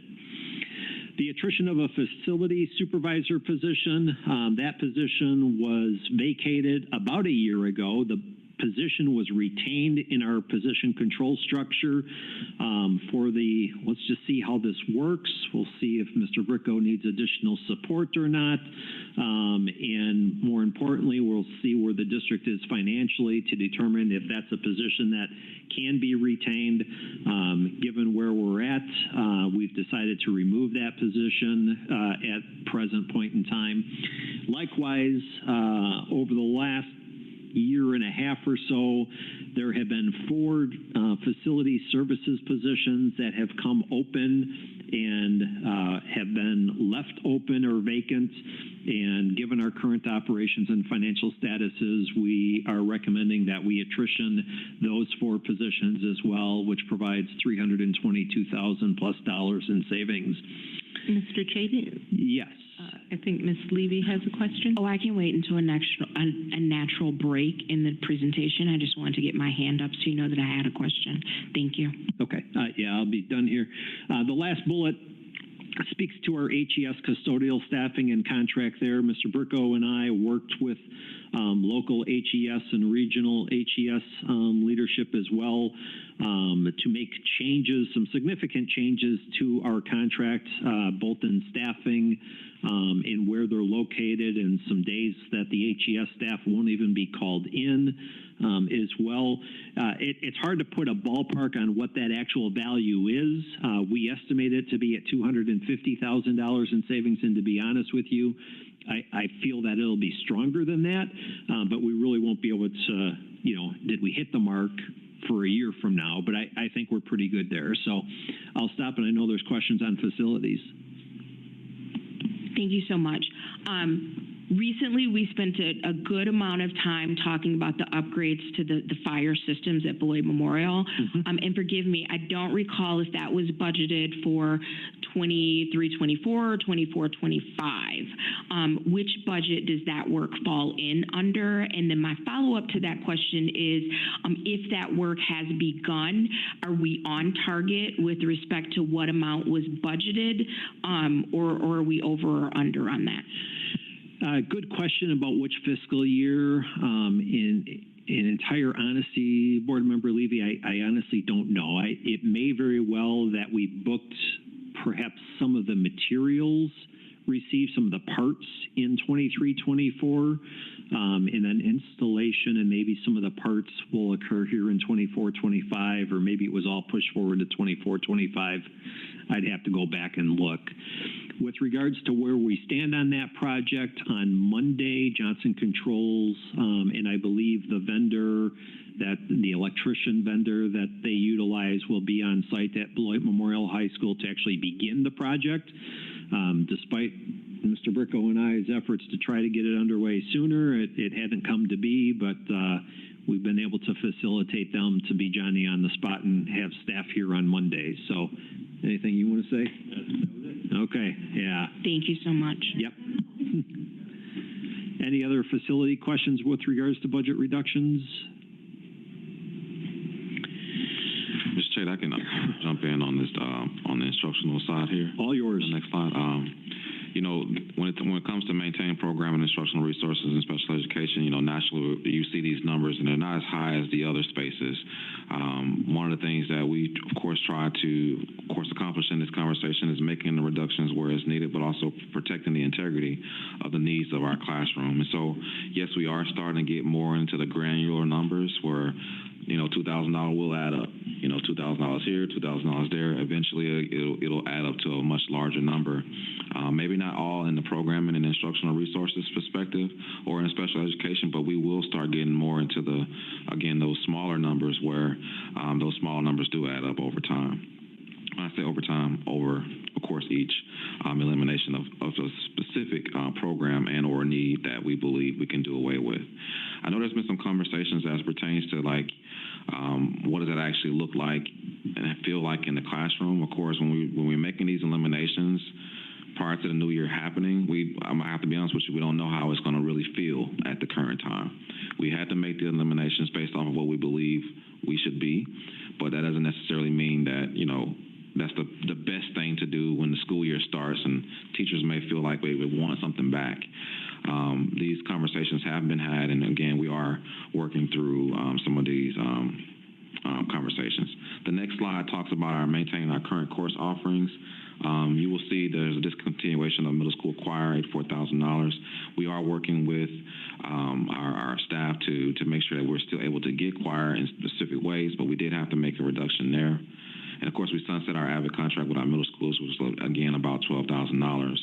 And so the numbers that you see associated with these conversations, some may be large, some may be small, but again, they all add up.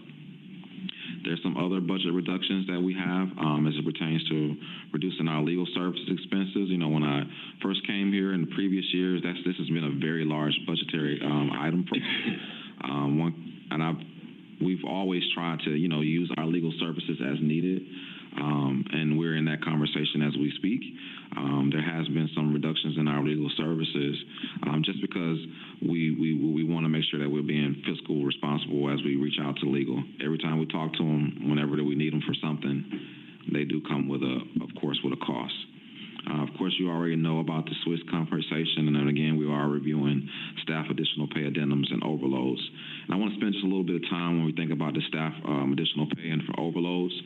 Our district does pay out a hefty sum in this area for different opportunities that we have for our staff.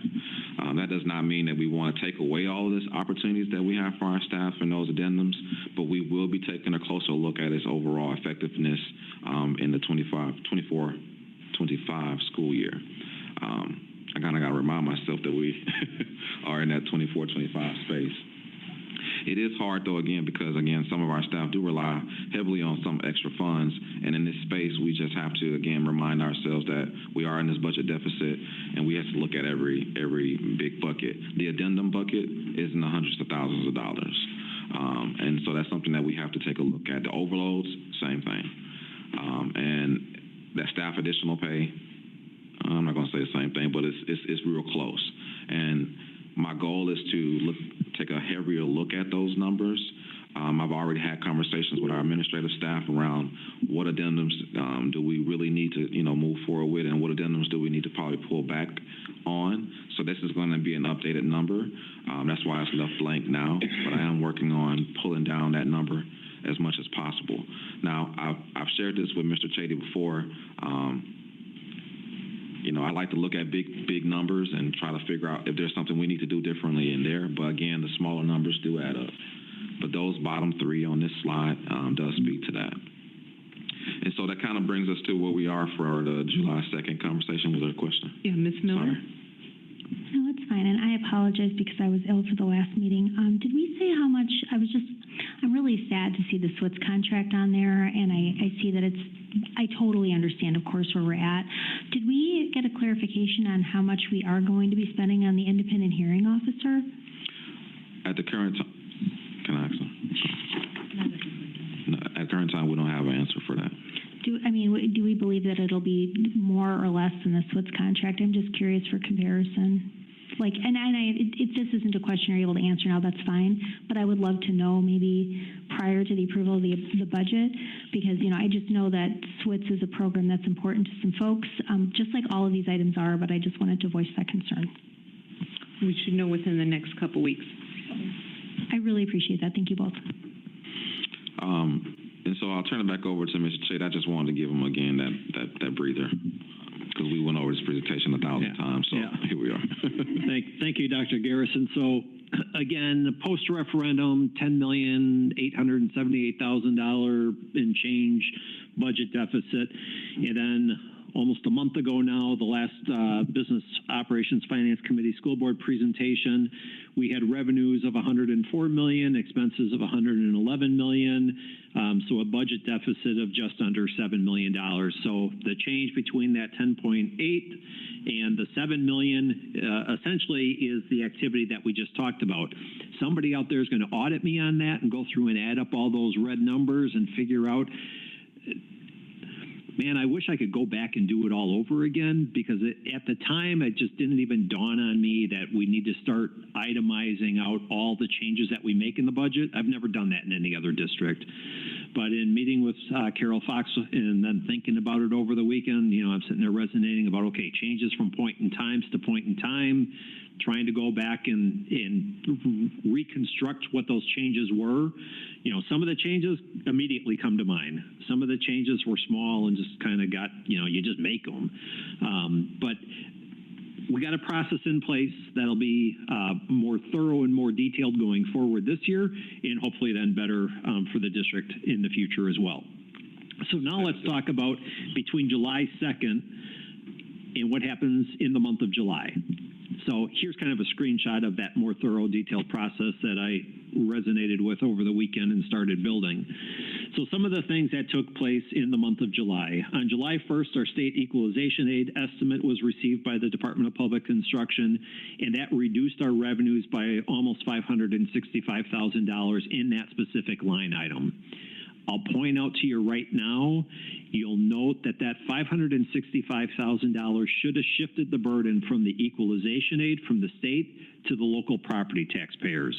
That property taxpayer amount entry is missing in the month of July. You'll see that again in a couple of slides, so just keep that in the back of your mind. ESSER 3 carryover, so a large revenue value that helps close this gap between July 2nd and really July 31st.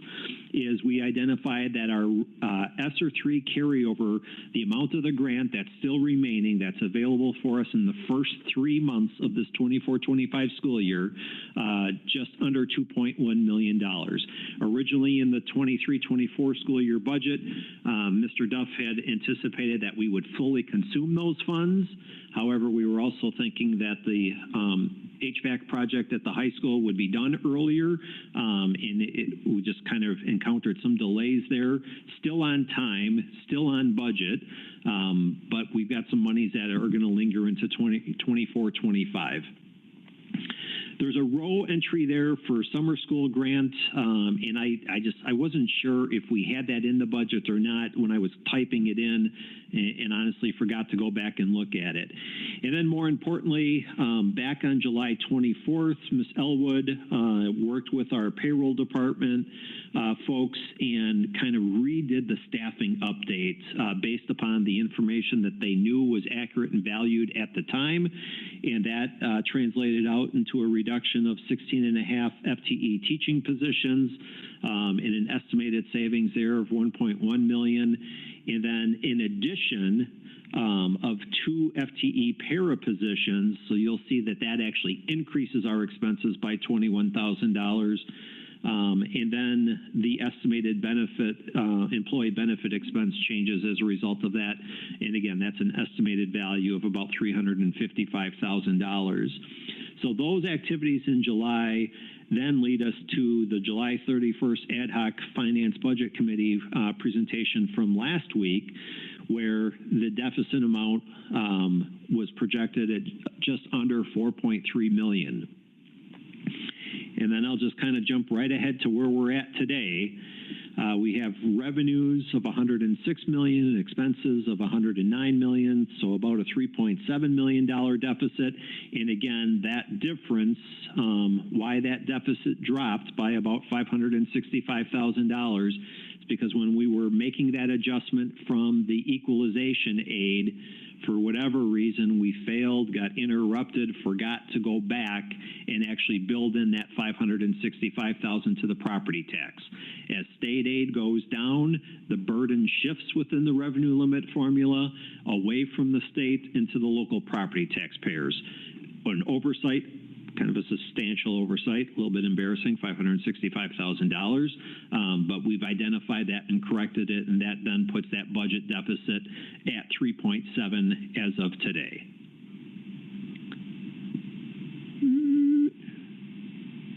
Got my slides a little mixed up there, but that's okay. So again, where we started back on April 3rd, 10.8, almost $10.9 million deficit. Where we're at today, $3.7 million deficit. And hopefully these slides have helped to answer some of the questions with regards to what the savings amount with some of these reductions are and why the numbers change between points in time. The numbers will always change. You know, as additional information comes into the district, we go in, you know, in the past, we would just go in and make the changes, because that's what we did in other districts. I think Ms. Elwood and I are going to have kind of this running list of value changes that are most certainly at the 5-figure level. I don't know that we need to track every $1,000 change, but anything that's $10,000 or above, I think is probably significant enough that we need to start working in here. The other thing I would point out is while we're looking at about a $3.7 million deficit now, payroll, salaries, and benefits, our staffing costs really drive the budget, right? And we're still working to fill positions, and we don't know how much we're going to pay those people. We don't know if any new employees are going to come in, need a family plan for employee benefit insurances, a single plan, or perhaps are 26 years of age or younger and don't need any health insurance along the way as well. So lots of changes yet to come. Any questions on the changes before we then get into where we're at today with the 24-25 prelim budget? Mr. Hankins? Mr. Shady, just I know we're projecting numbers. What's your gut feeling on projecting of revenues? I mean, obviously you project a number out from what your best knowledge is and your experience? Yeah, so the big numbers that come in from the state and stuff.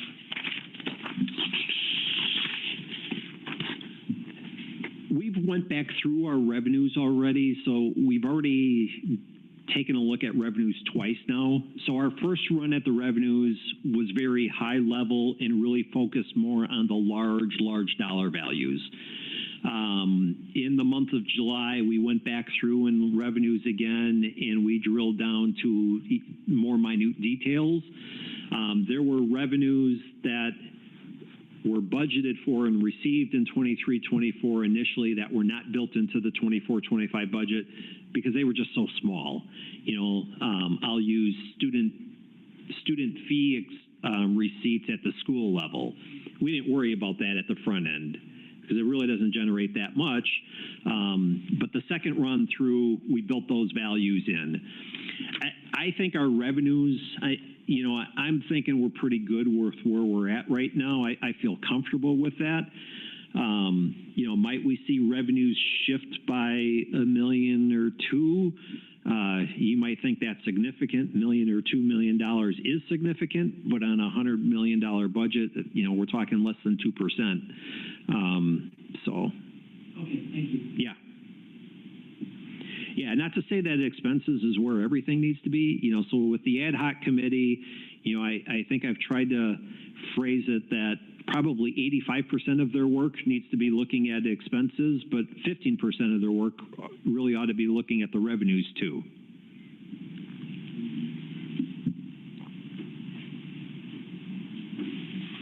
Any other questions there? Yeah, this is a bit random, but I was just wondering, is there an update on folks who maybe were interested in participating in the foundation, since we're talking about finances? So I have had some general conversations in-house about that and the processes that we had in the past. I have not started the foundation deeper discussion, just because we've been trying to really focus heavily on, of course, staffing and kind of getting our budget kind of where it needs to be. It is not something that's off my table. I will say that. It is something that I'm still interested in. I do know there's a lot of other legality things that we have to look at, too, as you look at foundations within the school district. Again, it's something that is not off the table, but we had to shift some of the focus to staffing and, of course, our preliminary budget. Oh, I very much appreciate your priorities. Thanks. I was just curious. No problem. That all sounds really good. All right, we'll try to look forward then at the 24-25 budget now that we've kind of talked about what the changes have been up to this point in time. Some of the key budgetary factors, declining membership again. We're using a 3-year average of 6,247. Last year's 3-year average was 6,333. And you can see the numbers that we're using. We've estimated our resident membership, at 6,192. It was 6,261 last year. It's always kind of interesting, right, to wait until that third Friday membership report is filed and to see how close we were with our estimates and our projections there. The revenue limit maximum per member increases by $325 per member this year, so that'll increase our maximum revenue limit per member to the $11,325, and let's not forget the 36 cents. And then again, we'll be utilizing the remainder of our ESSER 3 funding, that approximately $2 million here to cover allowable costs through the end of September, and then those grant funds will be gone. Within the revenue limit formula, we are estimating that our equalized property valuation will increase by 10%. Last year's increase for the district was over 16%. It's been running strong in the double digits for the past 3 or 4 years. We feel 10% is probably a good number to use. Will it come in a little bit higher than that? Will it come in a little bit lower than that? It's all part of the estimate process, and we'll find out that answer on October 1st when the Department of Revenue certifies that value.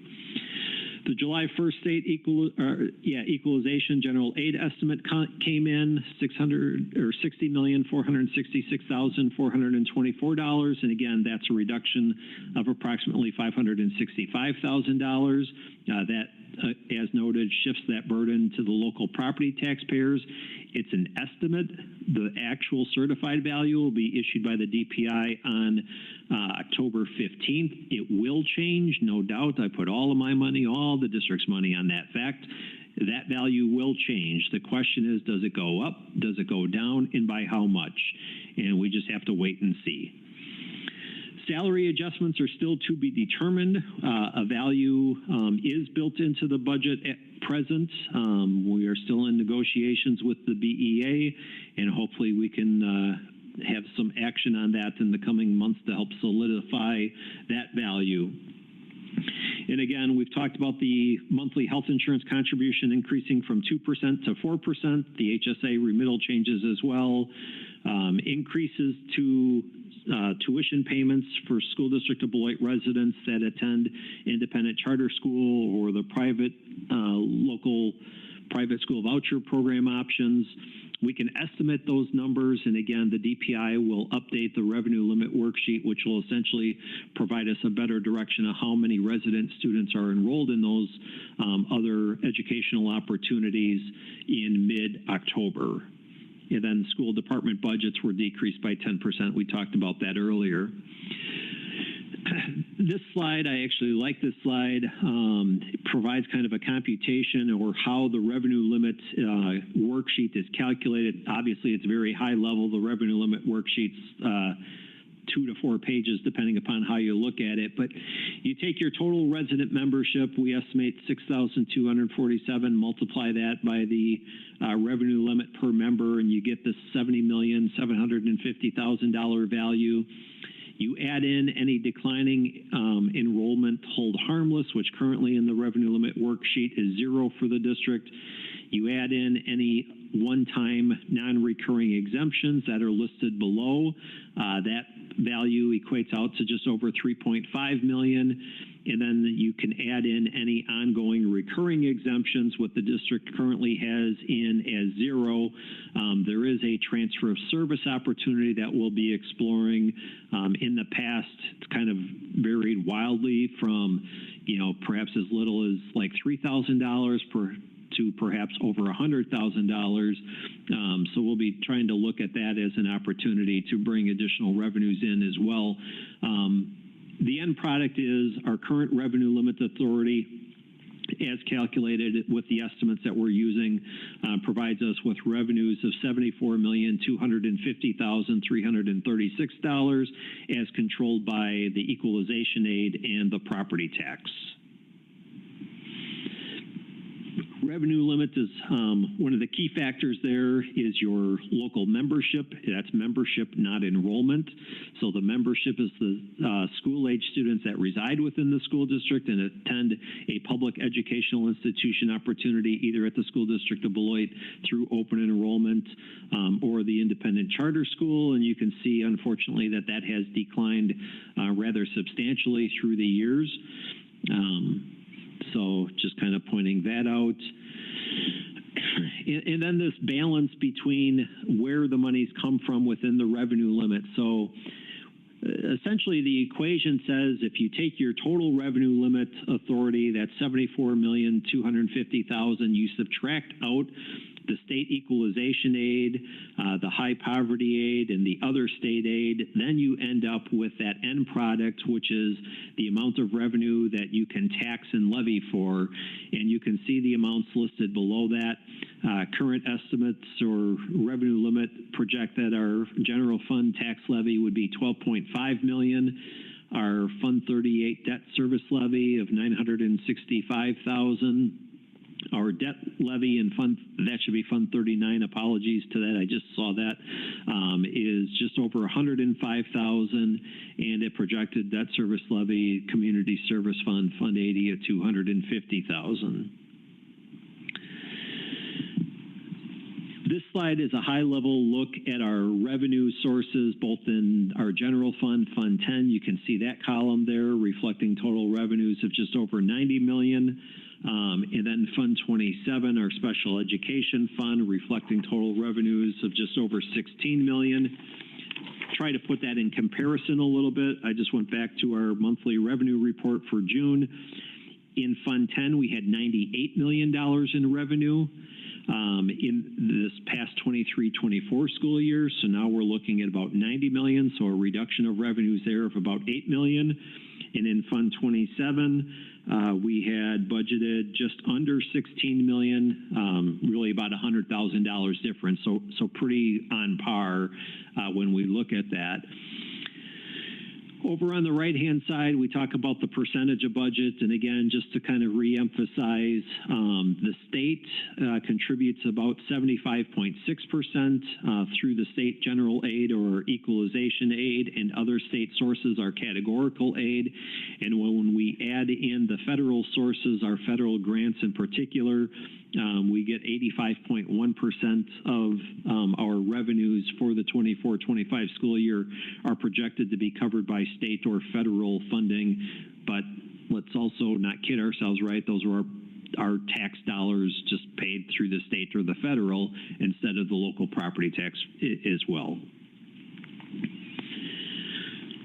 Revenues by source bar chart here, looking at Fund 10. Again, 76.4% of the revenues coming from the state, 7.6% from the feds, really 14.4% forecast to come from the local property tax base. And then when we look at special education, almost 58.5% is part of that Fund 10 transfer, with 14.2% coming from the federal government and 27.3% coming from the state. Moving forward to the expenses by object, again, similar layout with Fund 10 in the first column, Fund 27, et cetera. Fund 10 expenses forecast to be just under $94 million at $93.8 million. Just to provide a comparison, in the 23-24 school year, our Fund 10 general operation expenses totaled $98.2 million on a budget basis. The actual was $97.6 million. So you can see we do have our expenses down, but we obviously have more work to do. We still have a $3.7 million budget deficit to resolve over the coming couple of months.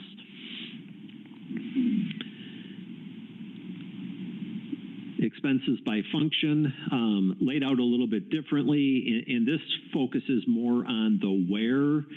So when we look at function, I like to think of where the money is being spent, and you can see at the top, instruction and instructional support, total over here, $59+ million, about over 60% of our Fund 10 expenditures will be aligned to instruction and instructional support. Administration is listed here as well, 6.22%. I would venture to guess, I'd have to get back into the details. I do believe, though, that this includes school principals and assistant principals as well. Facilities, transportation, business services, and other associated expenses listed here, 14.35%. And really, you know, again, we can jump down to those last three rows, talking about our tuition payments, monies going out of the district, and we can add this up, 14, 15, $16+ million is budgeted to be departing the school district this coming year to support those educational opportunities school district of Beloit resident students attending elsewhere. Expenditures by function broken down in a pie chart. Lion's share obviously focus on instruction and instructional support, and then all the others that are listed there too. Just in the interest of time, we'll continue on. We've updated this slide, excuse me, we've made some changes to it as well from when people have seen this in the past. So we've kind of relabeled each of the rows over here. So we have our beginning fund balance as of July 1st of each of the respective years.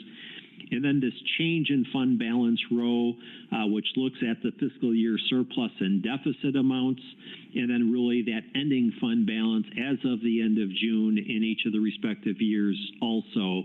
And then finally, this percentage of fund balance expenses, and we'll talk about that momentarily. So we ended the 22-23, or we began the 23-24 school year with just under $9,650,000 in fund balance. Based upon the financials as they appear today, again, unaudited, we see a deficit position of about $1,250,000. That number is going to change a little bit as we continue to close out the 23-24 fiscal year.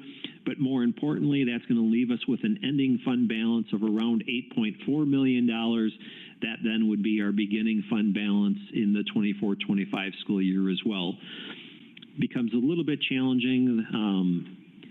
We knew we were going to have cash flow. We were going to be tight on cash here in the summer months, particularly the latter part of August and into the mid part of September. Knowing that, and we track that daily, we're just not quite to the point in time to be able to know, did we need to do that borrowing or not? But we know that we're going to experience similar challenges then in the 24-25 school year, with the next key point in time coming up in early to mid-November.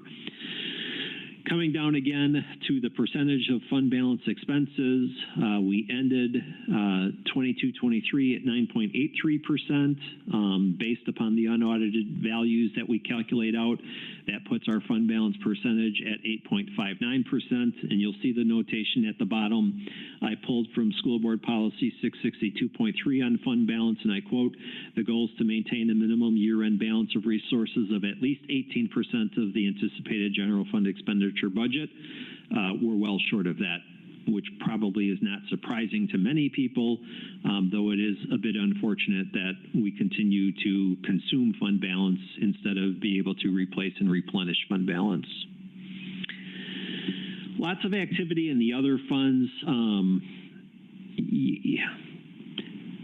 There's not a lot of focus on these. Most of these funds don't really contribute to the deficit surplus position. It can to some extent. So the activities budget here, a couple of things I'll point out.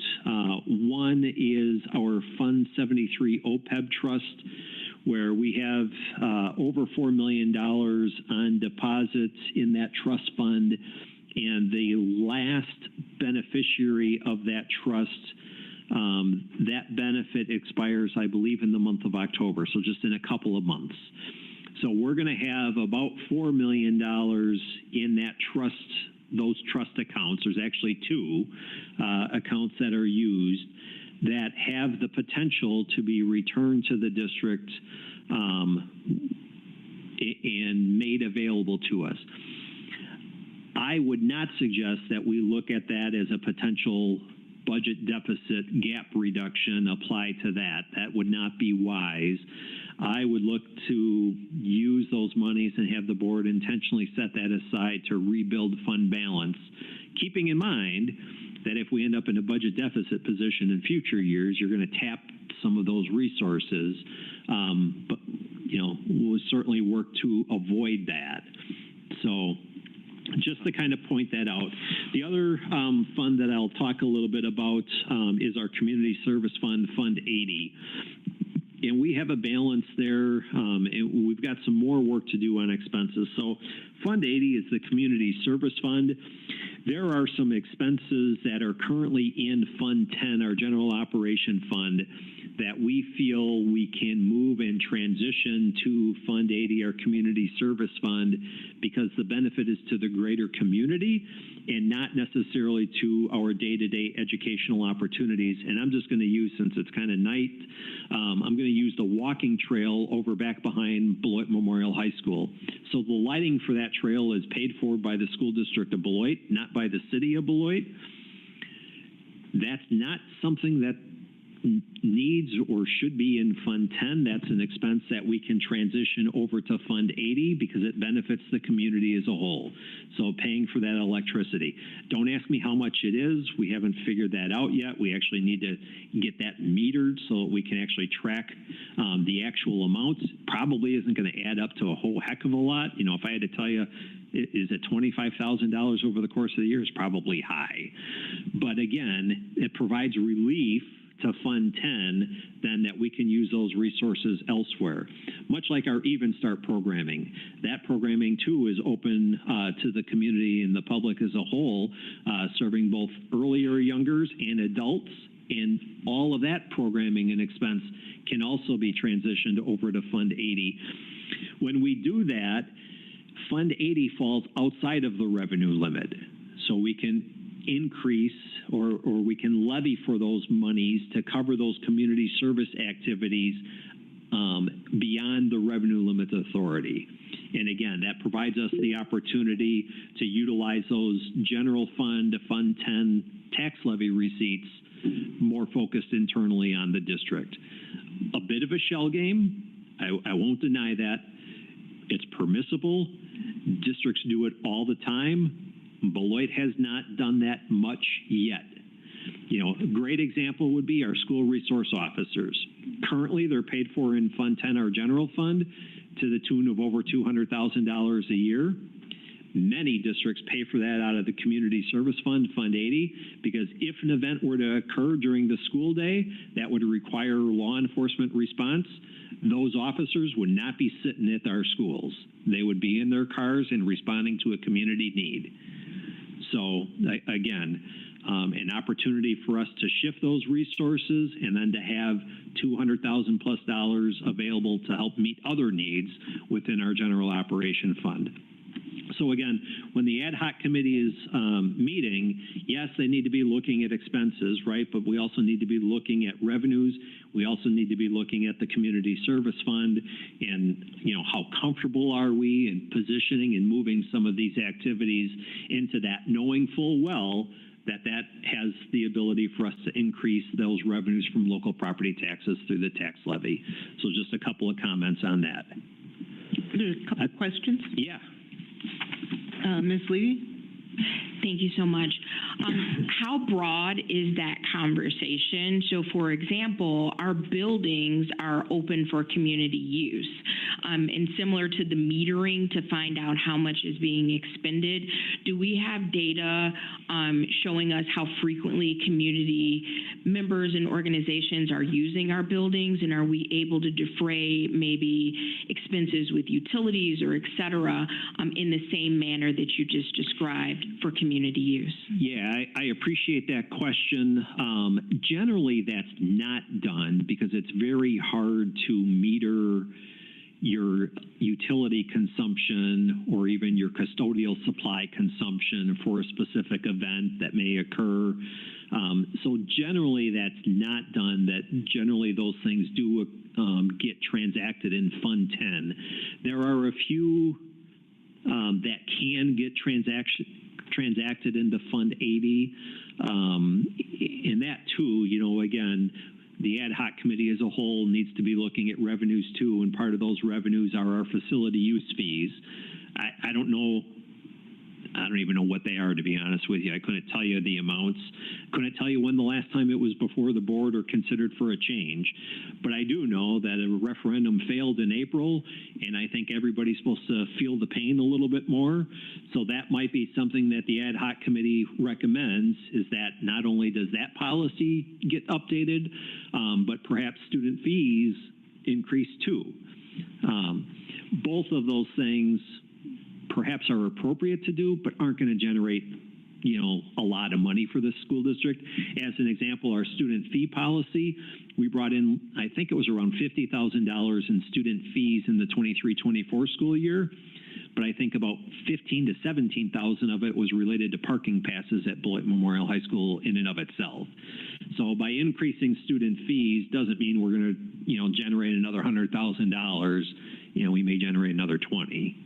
But perfect. And just wanted to add to that there are students who are eligible for fee waivers. Correct. And that's one of the reasons why our student fee revenues are as low as they are, is that a number of our students automatically have their fees waived because they meet those eligibility guidelines. Thank you so much for that additional information. Ms. Miller?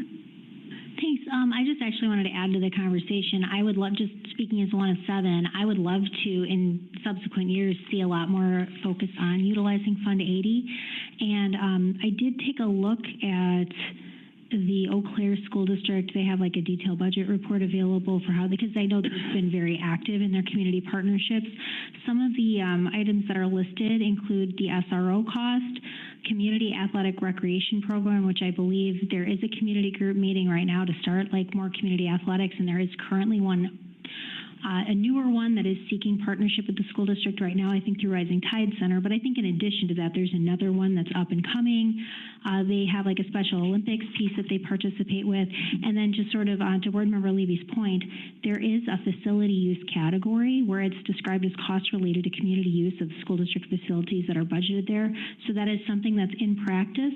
And I do think that as I've seen a few headlines lately about, different federal funds that were available because of COVID have like diminished, and some community programming that people were relying on has also diminished.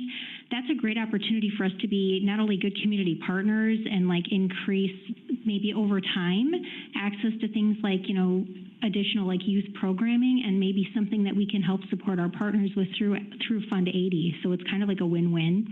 So I just really appreciate that you brought this conversation. And again, I just personally, 107, I would love to hear more about what more we could do with Fund 80 in the future. Will do. Mr. Make a note even. Perfect example of what you're talking about. When the school district was opened up for the pool use, I know that was just a regular, it was an irregular, once in a lifetime happening, but right.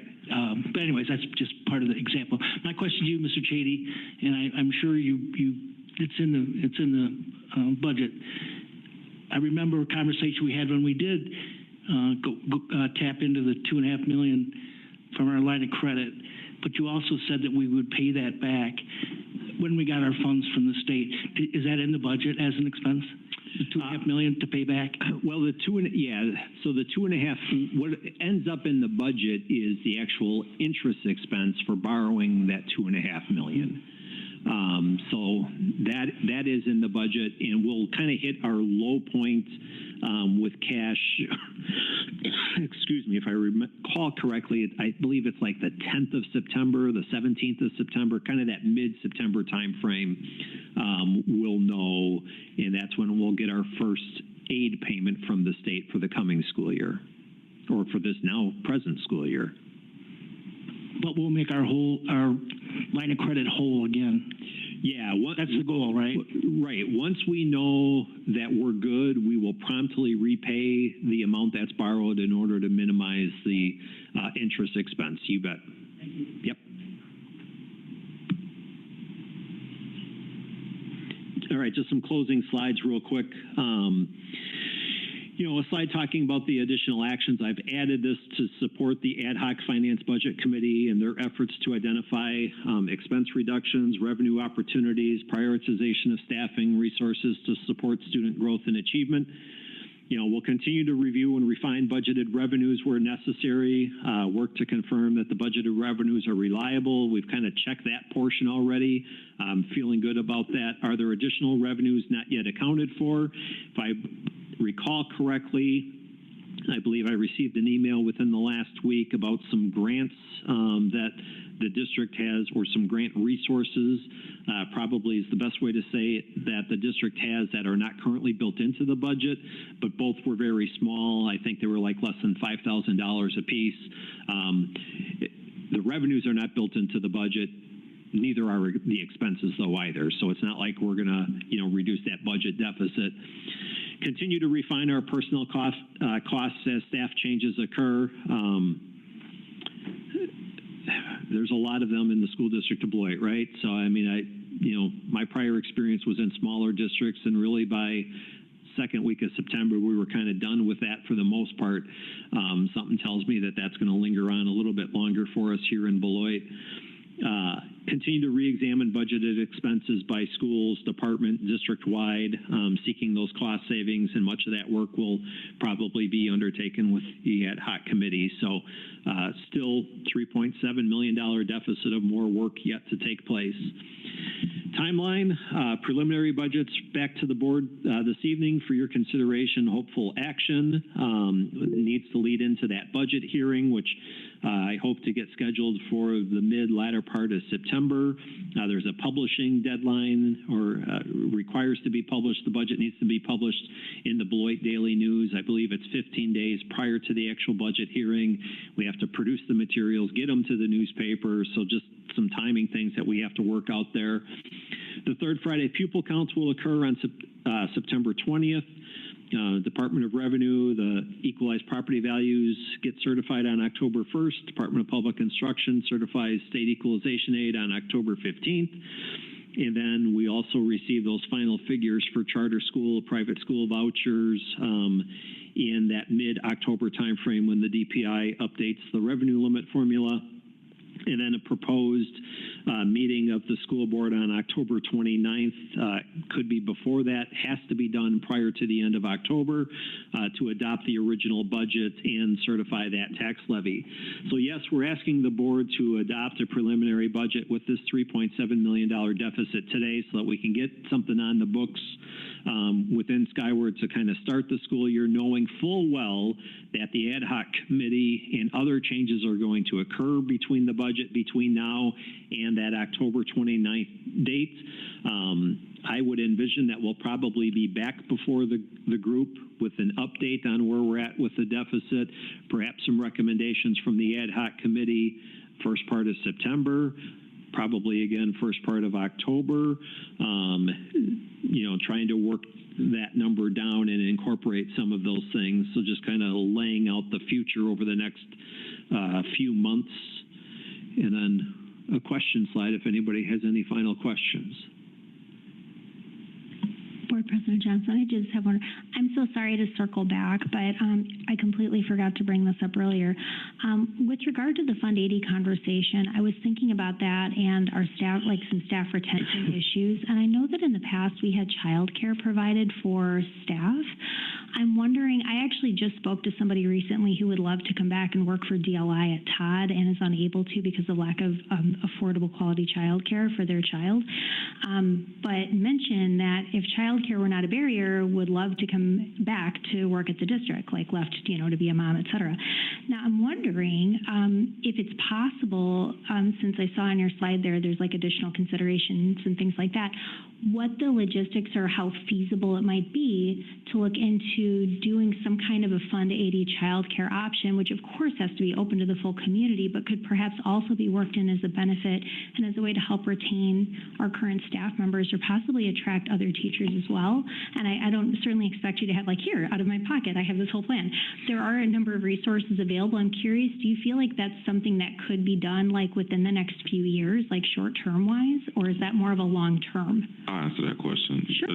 Two things on that thought. There is a couple of districts in the state of Wisconsin that is currently doing that too. And so I do have a phone call out. I'm going to put it out to my network and just say who's doing it so I can have a conversation with them. And my first thought, I'm thinking of Stephen's point, but I could be wrong about that. And so I will put a message out to my network just to see, who's already doing it, because there's no need to recreate the wheel. Just look at the plans that a different district may have and kind of, reiterate that for our school district.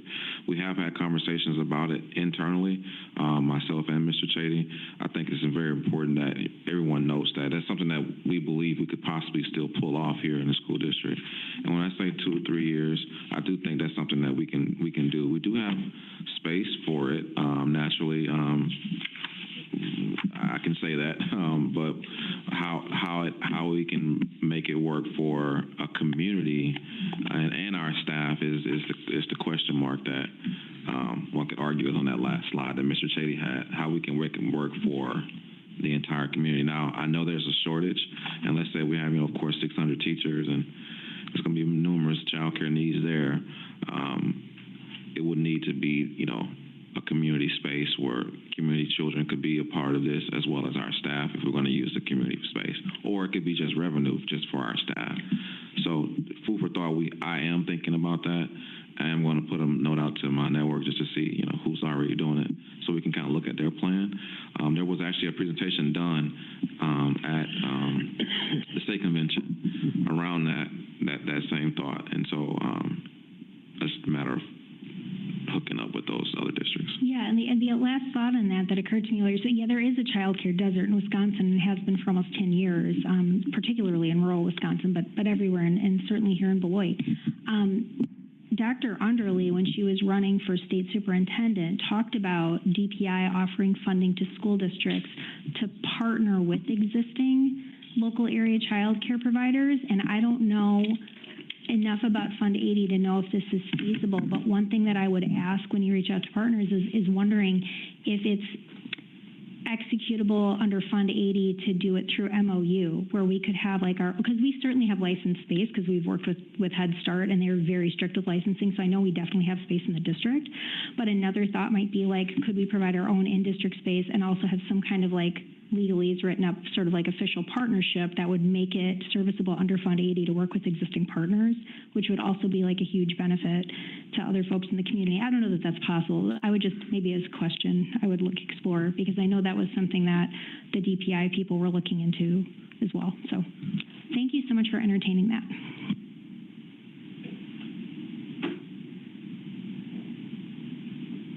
Any other questions?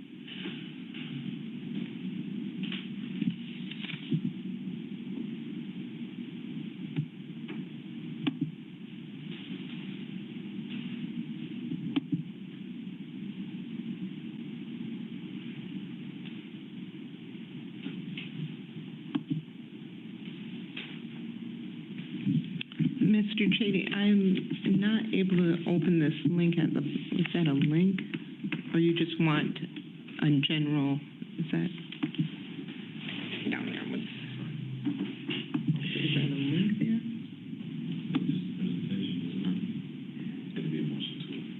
Yeah, we're simply seeking a motion to approve the 24-25 preliminary budget as presented, if the board is so inclined to do that. Oh, okay. Thank you. Is there a motion? I move that the board adopts the 24-25 preliminary budget as presented. I'll second.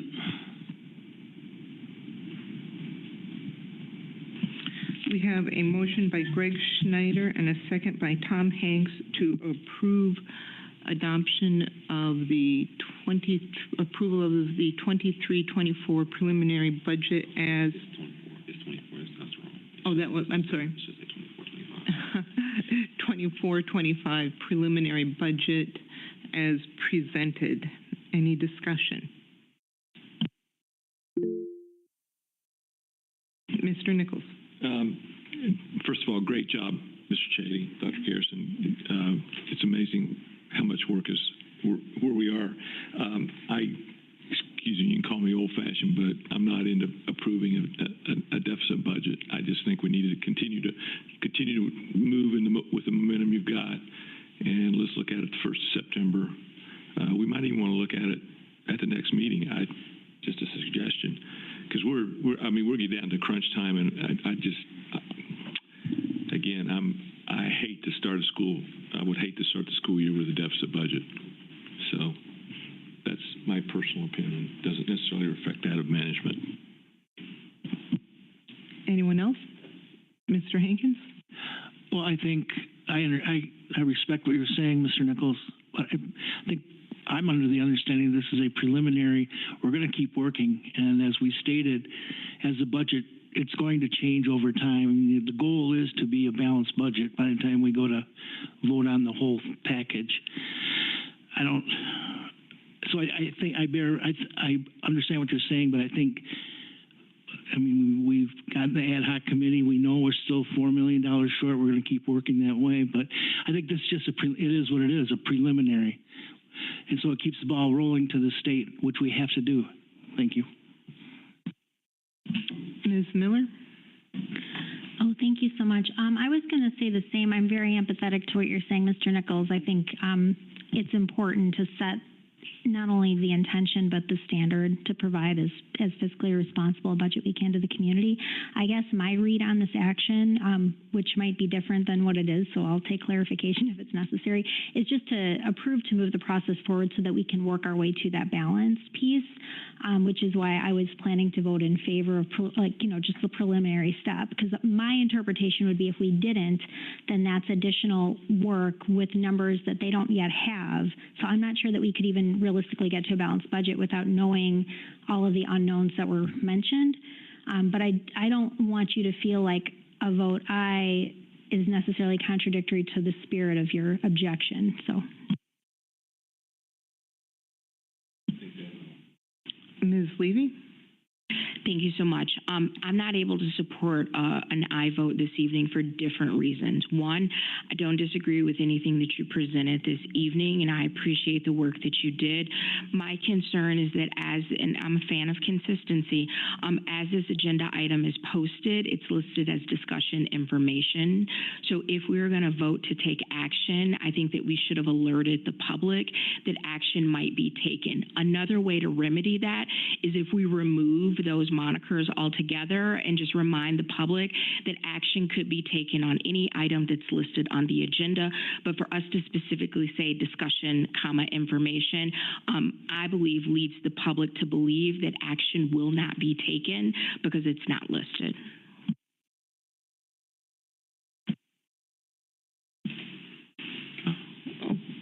Sure. Board President Johnson, thank you. On the agenda, it states action, discussion, information. Are we reading it? No, it says discussion, information. So two ways we could remedy that. We could remove that line from all agenda items and just remind the public that the board can take action on any agenda item that's listed and publicly noticed. But for us to have that listed as discussion, information, if I was just J&Q Public, I would think that no action would be taken tonight. So just in the spirit of fairness and transparency, I'm not able to vote to support the preliminary budget because I think that's a little misleading. I'm just noting that online it states action, discussion, and information. So maybe there was, I don't want to, some online it does state action, discussion, information. Okay, well, yeah, no problem at all. The screen I'm looking at has discussion information. Mr. Schneider, did you want to weigh in?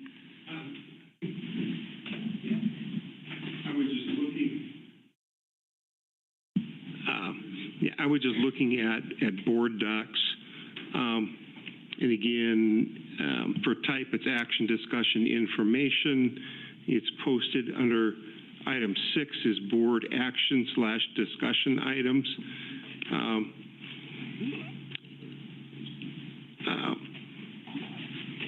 And so with those headings, I'm comfortable with that we posted this correctly, knowing that there could be action on this item as we go forward. Thank you. Did you want to, did you have any comments to the content or anything other than how it was posted? No, as the preliminary budget was presented, it was acknowledged that there will be a lot of changes going forward. Again, this is just a draft, something we can put on the books as we continue to work forward to it. So it just knows that the board has looked at it and understands what was here, what was presented in the budget, and gives us a place that we're working from in order to get to that balanced budget, knowing that we have time before we get to the final budget. Okay, thank you. Any other discussion? I am reluctant to vote in favor of this because of the insurance burden to our staff and not knowing what's happening yet with the negotiations and how that's going to affect their income. And although the insurance is not income, it is a cost burden to them. So that is where my personal opinion on that.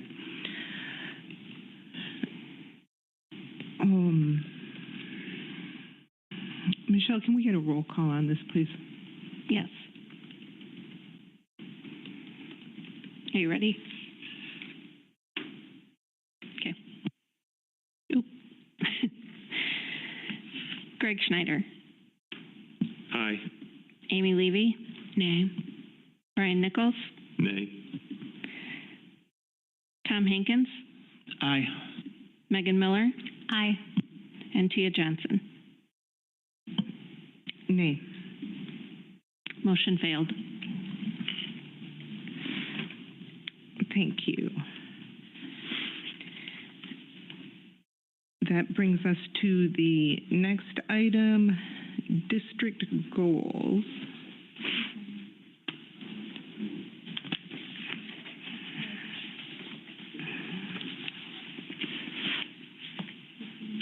In order to develop board goals and superintendent goals, the board needs to set realistic and measurable district goals for the upcoming school year.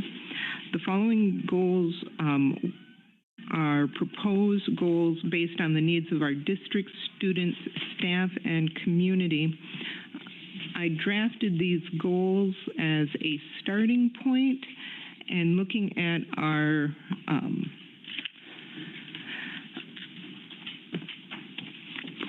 strategic plan, where we've got 16 objectives listed throughout the strategic plan, wanted to have a more concise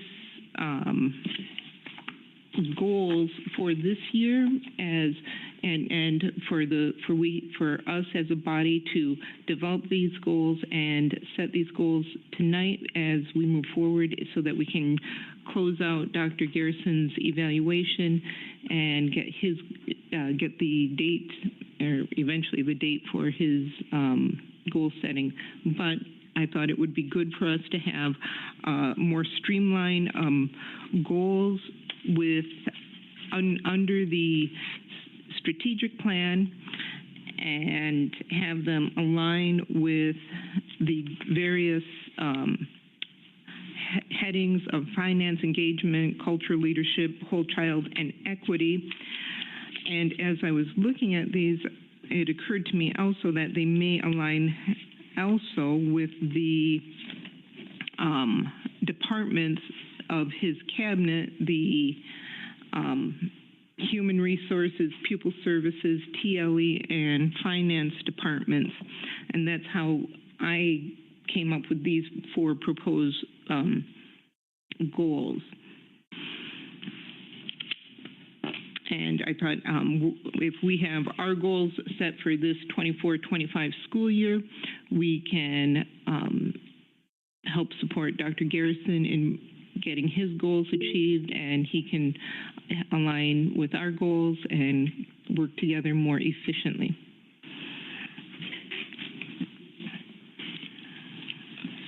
I move approval of the 24-25 district goals. A second. Okay. We have a motion of approval for the proposed district goals by Brian Nichols, seconded by Tom Hankins. Discussion. Yes, I have a few concerns about this. First of all, upon reading policy 152, it's my understanding that this has already been fulfilled through the adoption of our strategic plan, which is still in effect until the end of this school year. Per policy 152 and its requirements, our strategic plan meets each of these pieces. For example, the performance disclosure reports are adopted annually. We continuously get those updates through AGR, through committee, and also the fact that the goals that you've submitted, are of course in alignment to the strategic plan, which is awesome, but it seems it seems redundant, honestly. I think that what we're trying to accomplish is like to your point of cross-referencing our plan, already kind of encompassed by the plan. Also, in our recent board development, and I'm just going to quote from Mr. Butler, he did say, and I said back to him, and he confirmed that was correct, that board members themselves don't make the plan. Further, in terms of like how the administration will execute. So we have set the strategic plan. It's in alignment with Board Policy 152. Board Policy 161, then, for the board member authority, I mean, we only have the power as a full board, right, to act. And I see that you've submitted these and these were uploaded.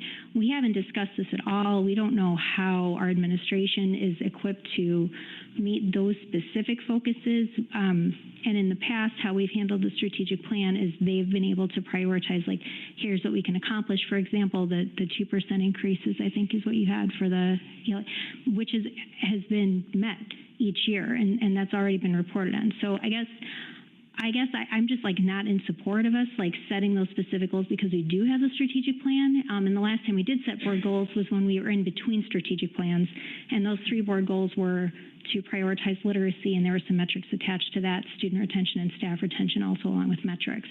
So it just doesn't seem like the board goals that were submitted are necessary. And I think also the reduction of staff retention issues in a year where we're cutting almost $11 million also just doesn't seem realistic. So those are my thoughts. Thank you. And again, these are going through the strategic plan.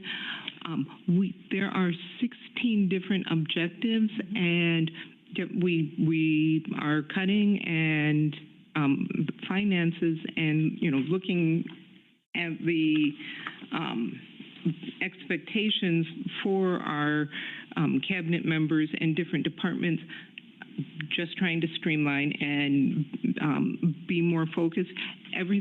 These objectives in here are wonderful objectives, each and one of them in and of themselves. I'm concerned that,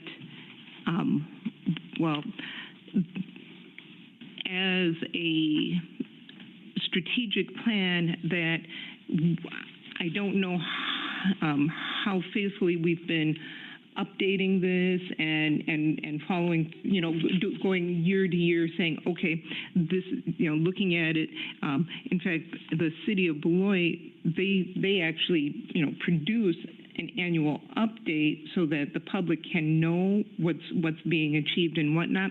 I know we have our annual State of the District presentation, but again, just to help streamline and focus what we're looking at this year, considering this is a 3-year plan. Sure, and just to clarify, we do get those reports, and they are published to the community annually, because all the administrators' board presentations are cross-referenced to the strategic plan, and we've seen them in our finance report, and we've seen them in our AGR, which comes twice a year, and it always references our goals more than annually for some of these. Anyone? Oops. Any other discussion, questions? Mr. Hankins. I really enjoy putting this forward. I think as a new board member, I like to have these attainable goals that we're almost self-evaluating ourselves, the board.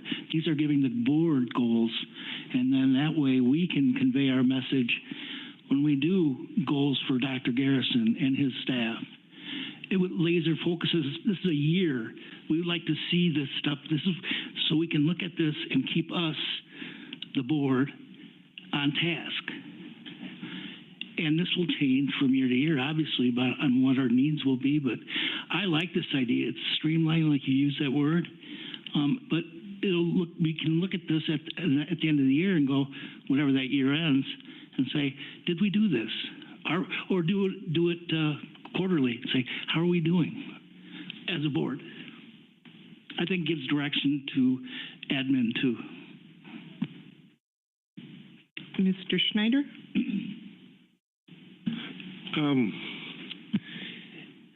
My concern is not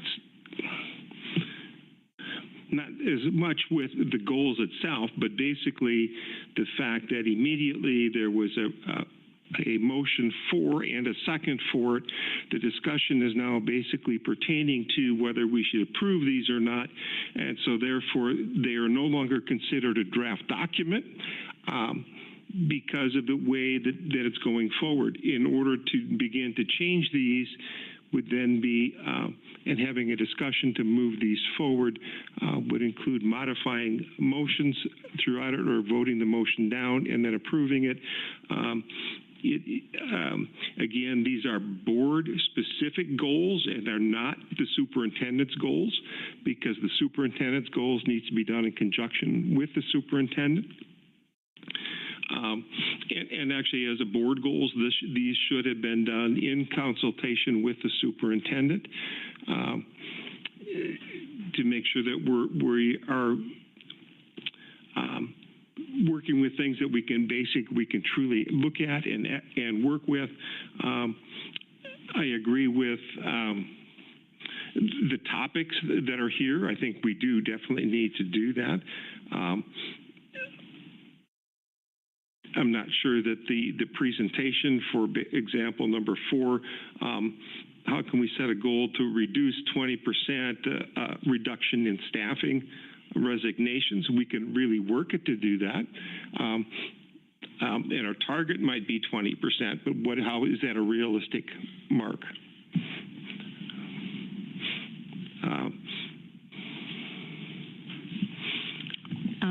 Thank you, Mr. Schneider. Yes, these are presented as such, and when, according to Robert's Rules of Order, strictly, and this is page 19 from our Robert's Rules and Order book, strictly speaking, there should be no debate on a matter before a motion regarding the matter has been made. So again, these are proposed goals, and I'm looking for modifications if you want to change them and have amend them. That's fine. That's why we are having this discussion tonight. In terms of input, these are all derived from our own strategic plan that had input from community members, cabinet members, the superintendent.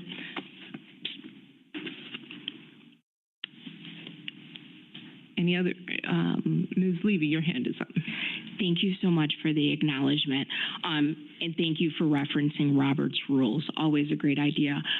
With respect to how this is being handled, we could have done something similar to what just happened.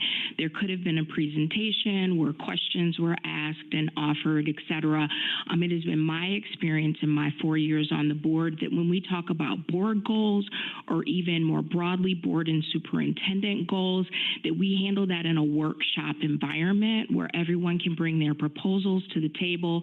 We can hash them out and come with goals that resonate for us collectively. So I don't want to be repetitive. I echo a lot of what Board Member Miller and Board Member Schneider have already stated. And for those reasons, I'm not able to support the proposed goals this evening. Oh, and one final point. When it is time to vote, if we could have a roll call, that would be great. Thank you so much.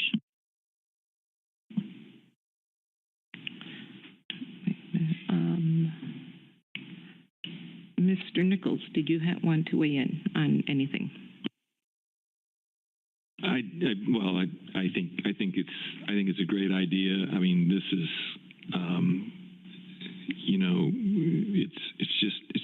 it's a stair step up the ladder of the organization, and I know this might surprise you, but this is the way it worked for me in corporate America.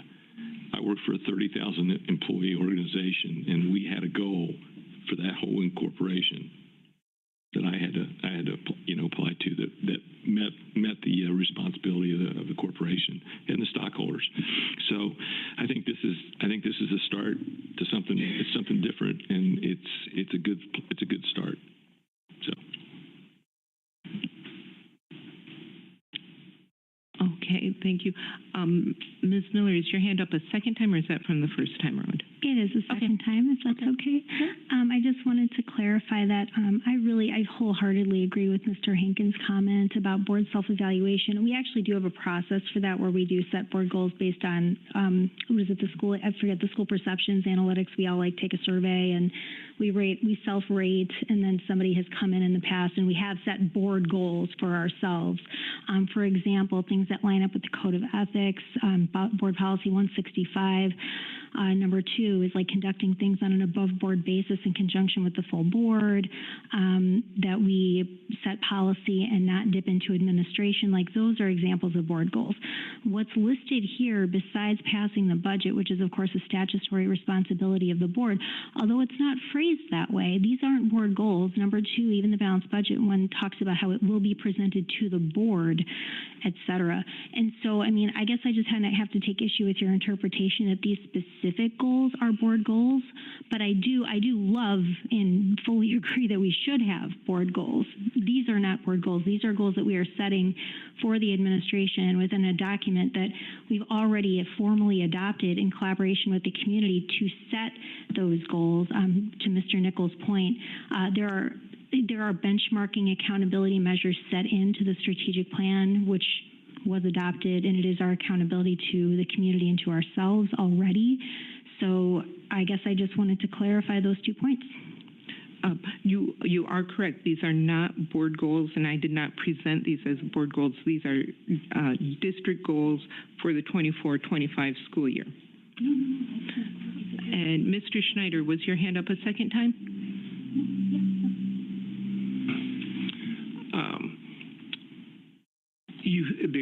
Let me go back and look at the posting again. But again, we're talking about district goals that are there, but again, being presented without time for us to have a lot of discussion and debate on what these items are and what they should be. And again, kind of bypassing the ability of the board to sit down and spend some time and looking at all of the options and things that are there. Again, I don't disagree with any of the items that are here, but just through the process at this point and the way it's happening, I cannot support this. Thank you, Mr. Schneider. I appreciate that. With everything happening in this district right now, with the budget, with the school year coming up, and wanting to finish out Dr. Garrison's evaluation so that we can start on a better timeline moving forward with his evaluation process, in effect, this is our workshop where we have the opportunity, a very condensed workshop where we have the opportunity to discuss and make modifications of what we would like our district goals to be for this year, moving forward in hopes of having aligned goals with Dr. Garrison, the superintendent, and with the board. Any other, Ms. Miller? Just a last clarifying question. Dr. Garrison, I guess, did you want to weigh in on these since we're setting goals that you're expected to execute? Thanks for asking, Mrs. Miller. Actually, can I speak? One of the things that I've tried to do is to make sure that we're all, moving in the same direction. And these district goals are, as stated, are in the strategic plan. I believe we are making strides in our strategic plan, as it stated. Once the strategic plan was adopted, there wasn't any report until I got here, and I got here in November, and so I reported the year of one could say in 1 year, and then I had another conversation at the end of this year. So the statements around there hadn't been any reports. There has been reports. Of course, I have reported on the strategic plan. And that's not to say that, one may have forgotten, or there's a lot in the strategic plan as we've noted that. I believe that these conversations should be had more in a workshop opportunity. It is my belief that by doing so, we all can, voice our opinions around what we believe we should be moving towards. And with that being stated, that's just my opinion. Clearly, I have to work at the will of the board. And, I've always done that. And so that's just my goal in that conversation. But thank you for asking my thoughts in this.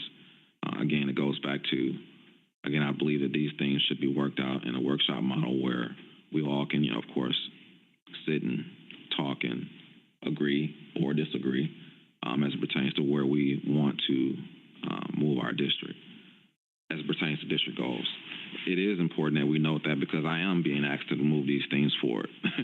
Once it's adopted, that's what happens. I'm the one that has to move it forward, and without everybody's voice at the table, it kind of, I would like to have that even with the cabinet at the table to discuss, those thoughts, holistically. And so, again, once the decision is made, I have to move those things forward. And thank you, Mrs. Miller, for asking my thoughts.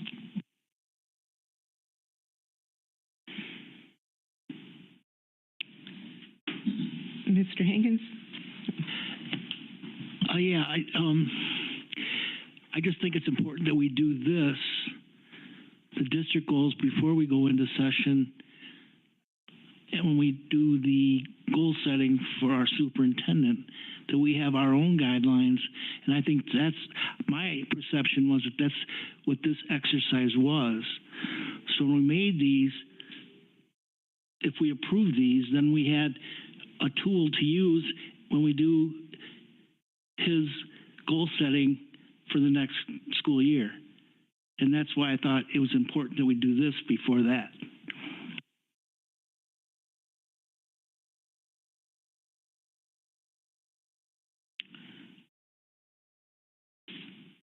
Okay, so we've got a motion and a second. And Michelle, a roll call, please.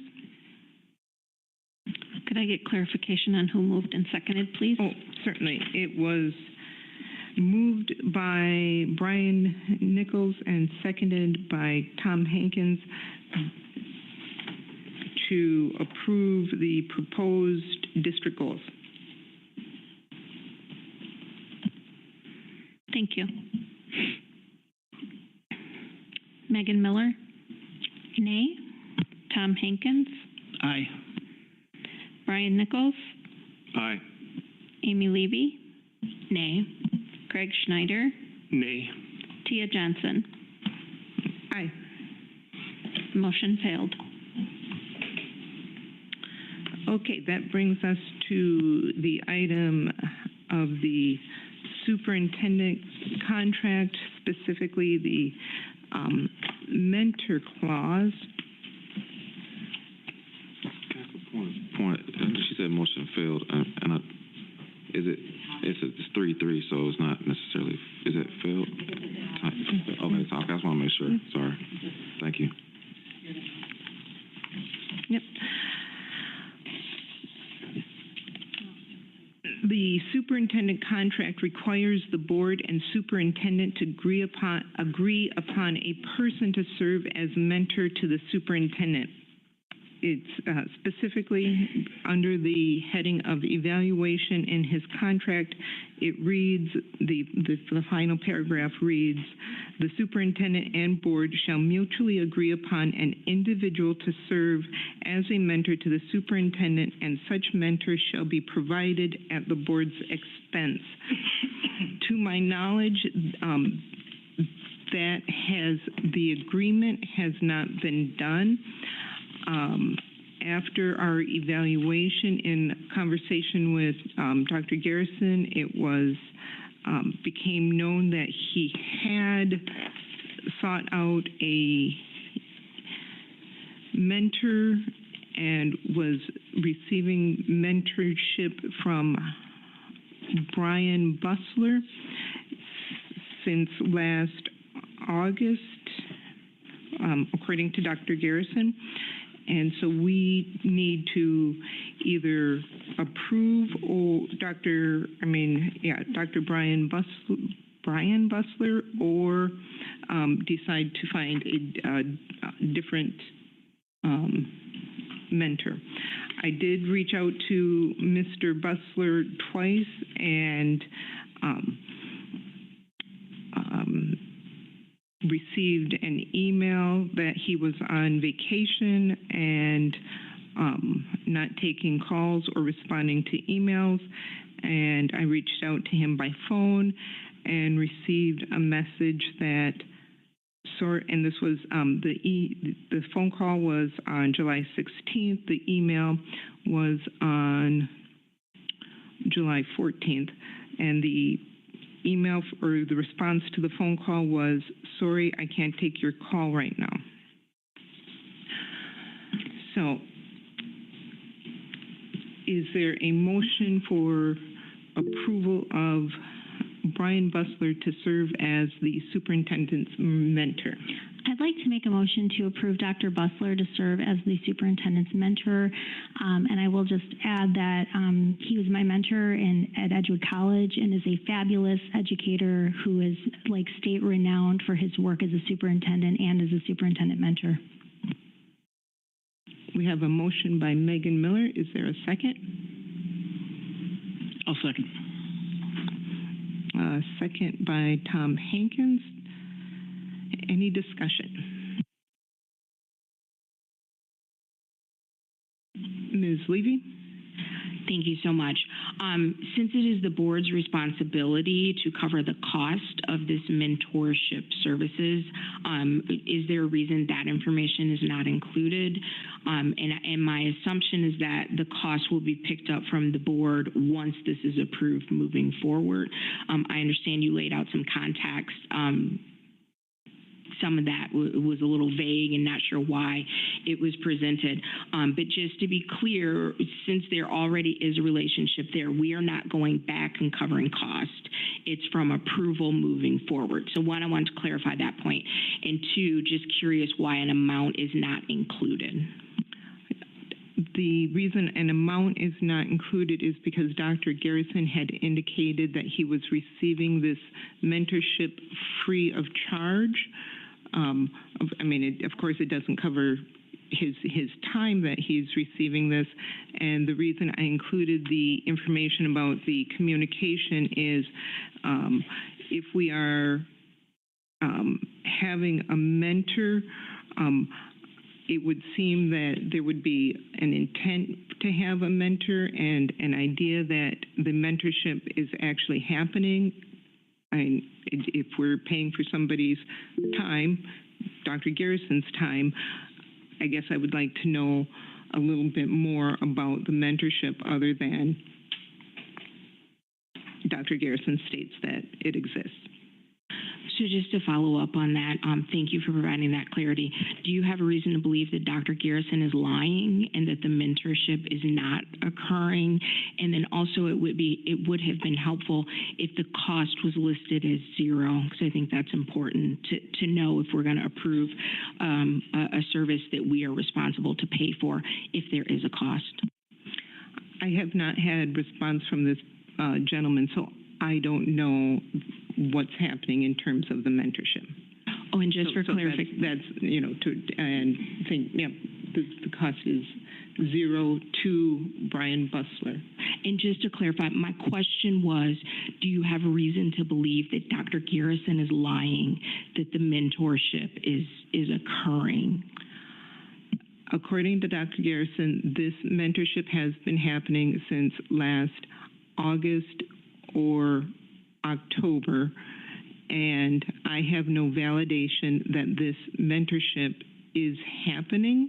I'm not saying he's lying. I'm just saying I don't have validation that or verification that this is occurring. Thank you so much for that clarification. If Dr. Garrison says the mentorship is happening, I have no reason to believe that he is lying. Thank you also for clarifying that this is not an additional cost to the board. Thank you. I think Greg Schneider's hand was up first. Yeah. Okay, just my thoughts are, of course, if Brian Bustler is the mentor, that the discussions between Dr. Garrison and Brian Bustler are confidential in nature, and that the board has no influence over what is happening during that mentorship or the topics that are being discussed. Thank you. And again, I would just like to know that they are indeed occurring. Dr. Garrison. Yes, point of clarification. We have a membership with WASD, just like we have a membership with W at WASDA. And so our membership covers my mentor. So when we say cost, I want to make sure that we're very clear that just like we have a membership with the School Board Association, we have a membership with Wisconsin Associated School District Administrators. And it's a free service because we're a member. I want to make sure I clarify that. I don't want anyone walking away here thinking that we don't pay for our memberships, because we do pay for our memberships. And that's how this is a service that I've been able to walk into. Now, with that being stated, I appreciate everyone's thoughts in this. I would like to just note that when I read the contract and I saw a mentor there, I was trying to go about it the cheapest way possible, which is this is the cheapest way possible. Now, of course, there's a lot of mentors that we can go out there and look for that's 5, 10, all up in the numbers. And I thought that this would be the way to go, in that it was a free service, in that it's part of the membership. And me being, quote unquote, a new administrator in this role.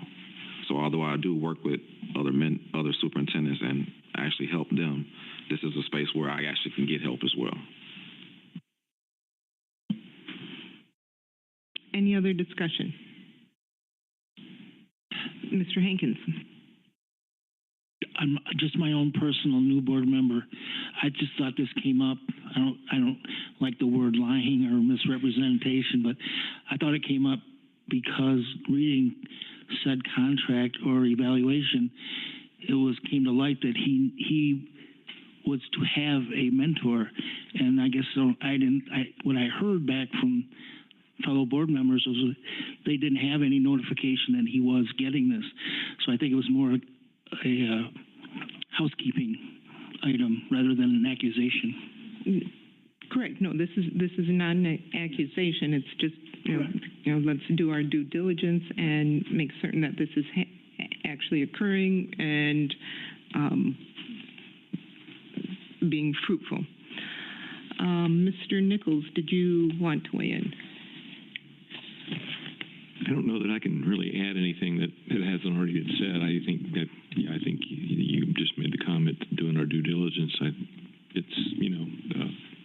would just, Dr. Garrison, I would have just said, it might have been a good idea to mention to, at the time, I guess it would have been Board President Levy that, hey, found a mentor, and just let somebody know, because it's part of your contract. But anyway, that's water over the dam, and we can't change that. So, yeah, no, I got you. Yeah, good. Okay. Yeah. Okay, we have a motion by Megan Miller, seconded by Tom Hankins. All in favor? Aye. Aye. Aye. Aye. Aye. Any opposed? Nay. And that brings us to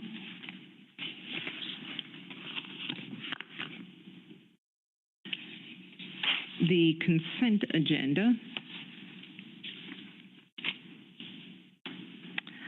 Typically, there is no separate discussion of items unless a board member so requests, in which event the item or items will be removed from the general order of business and considered in their normal sequence on the agenda. Is there any board member who would like any of the consent agenda items removed? Board President Johnson, could we please remove item B, the meeting minutes from July 16th?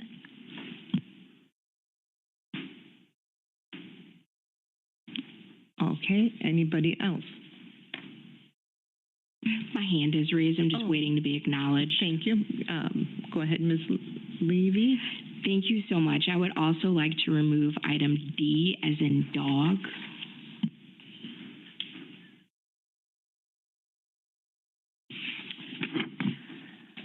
Okay, and Mr. Schneider? That was left from, sorry. Okay, so can I get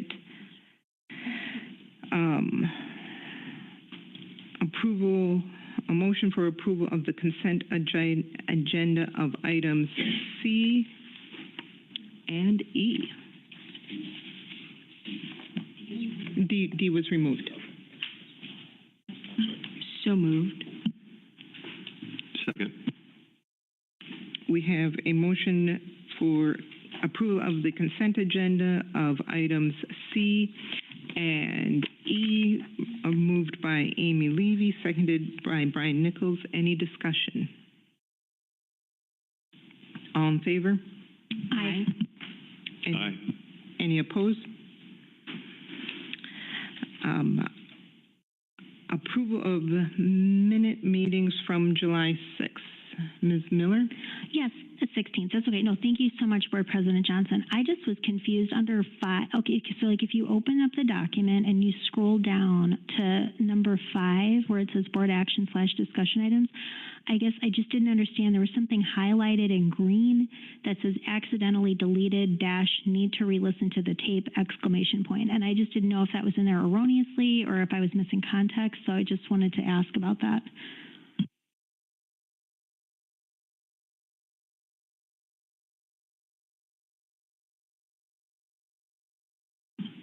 So I had that in there as like a placeholder, and then I removed it earlier this afternoon. So if it's still coming up that way, I apologize. So I removed it and then put in the sentence basically that Brian Anderson had updated everybody on what happened at the previous 2 business operation and finance. I really thank you so much for clarifying. Yep. And unless anybody else has thoughts or questions, I'd like to move approval of the board meeting minutes from July 16th. Second.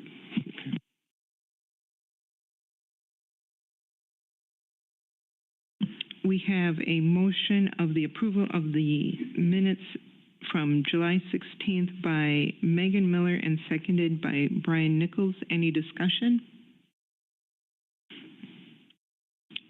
All in favor? Aye. Aye. Aye. Aye. Any opposed? Motion carries. That brings us to D, approval of minute meetings, special meeting June 25th. Ms. Levy?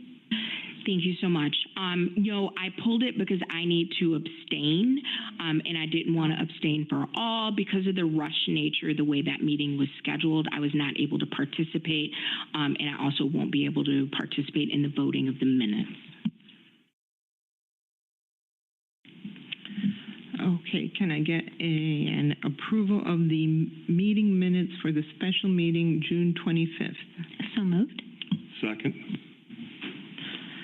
Motion by Megan Miller, seconded by Greg Schneider. Any discussion? All in favor? Aye. Aye. Aye. Aye. Any opposed? Any abstaining? I'm abstaining from the vote. Motion carries.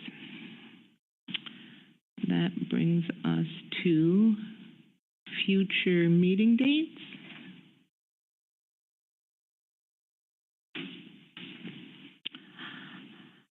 The Ad Hoc Finance Budget Committee meets tomorrow, Wednesday, August 7th at 5 p.m. The Policy Committee meeting is tomorrow, Wednesday, August 7th at 5:30 p.m. The next regular board meeting is Tuesday, August 20th at 6 p.m.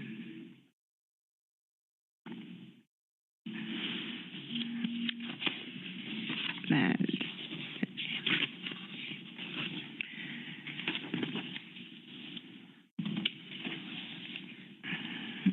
Item 9, Human Resources, Employee Recommendations. Are there any open session questions on either Exhibit A or the interview panel diversity report?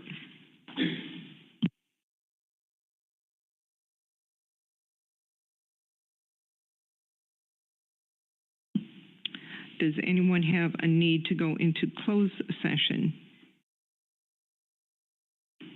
No, but I will note that it looks to be properly noticed per the documentation that we received this evening. Okay.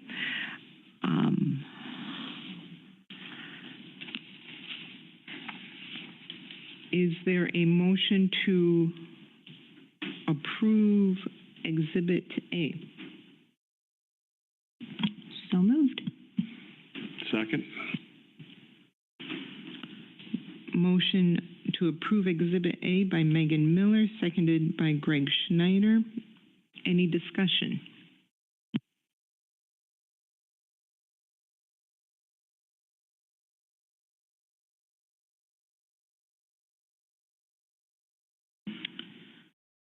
Hearing none.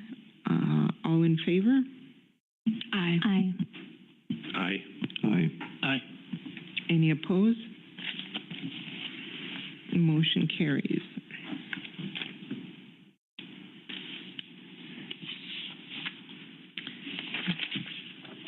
Our next item, executive session. Typically, the board meets in closed session per state statutes listed below to discuss items in this section of the agenda. The public is excused from this portion of the discussion. A motion may be made and a vote taken to convene the Board of Education into closed session pursuant to Section 19.85, Parent 1, Parent E of the Wisconsin State Statutes relative to negotiating public funds. So moved. Second. Motion to go into closed session by Megan Miller, seconded by Greg Schneider. Any discussion? Michelle, can we get a roll call, please? Yes. Greg Schneider. Aye. Amy Levy. Aye. Brian Nichols. Aye. Tom Hankins. Aye. Megan Miller. Aye. And Tia Johnson. Aye. Motion carried.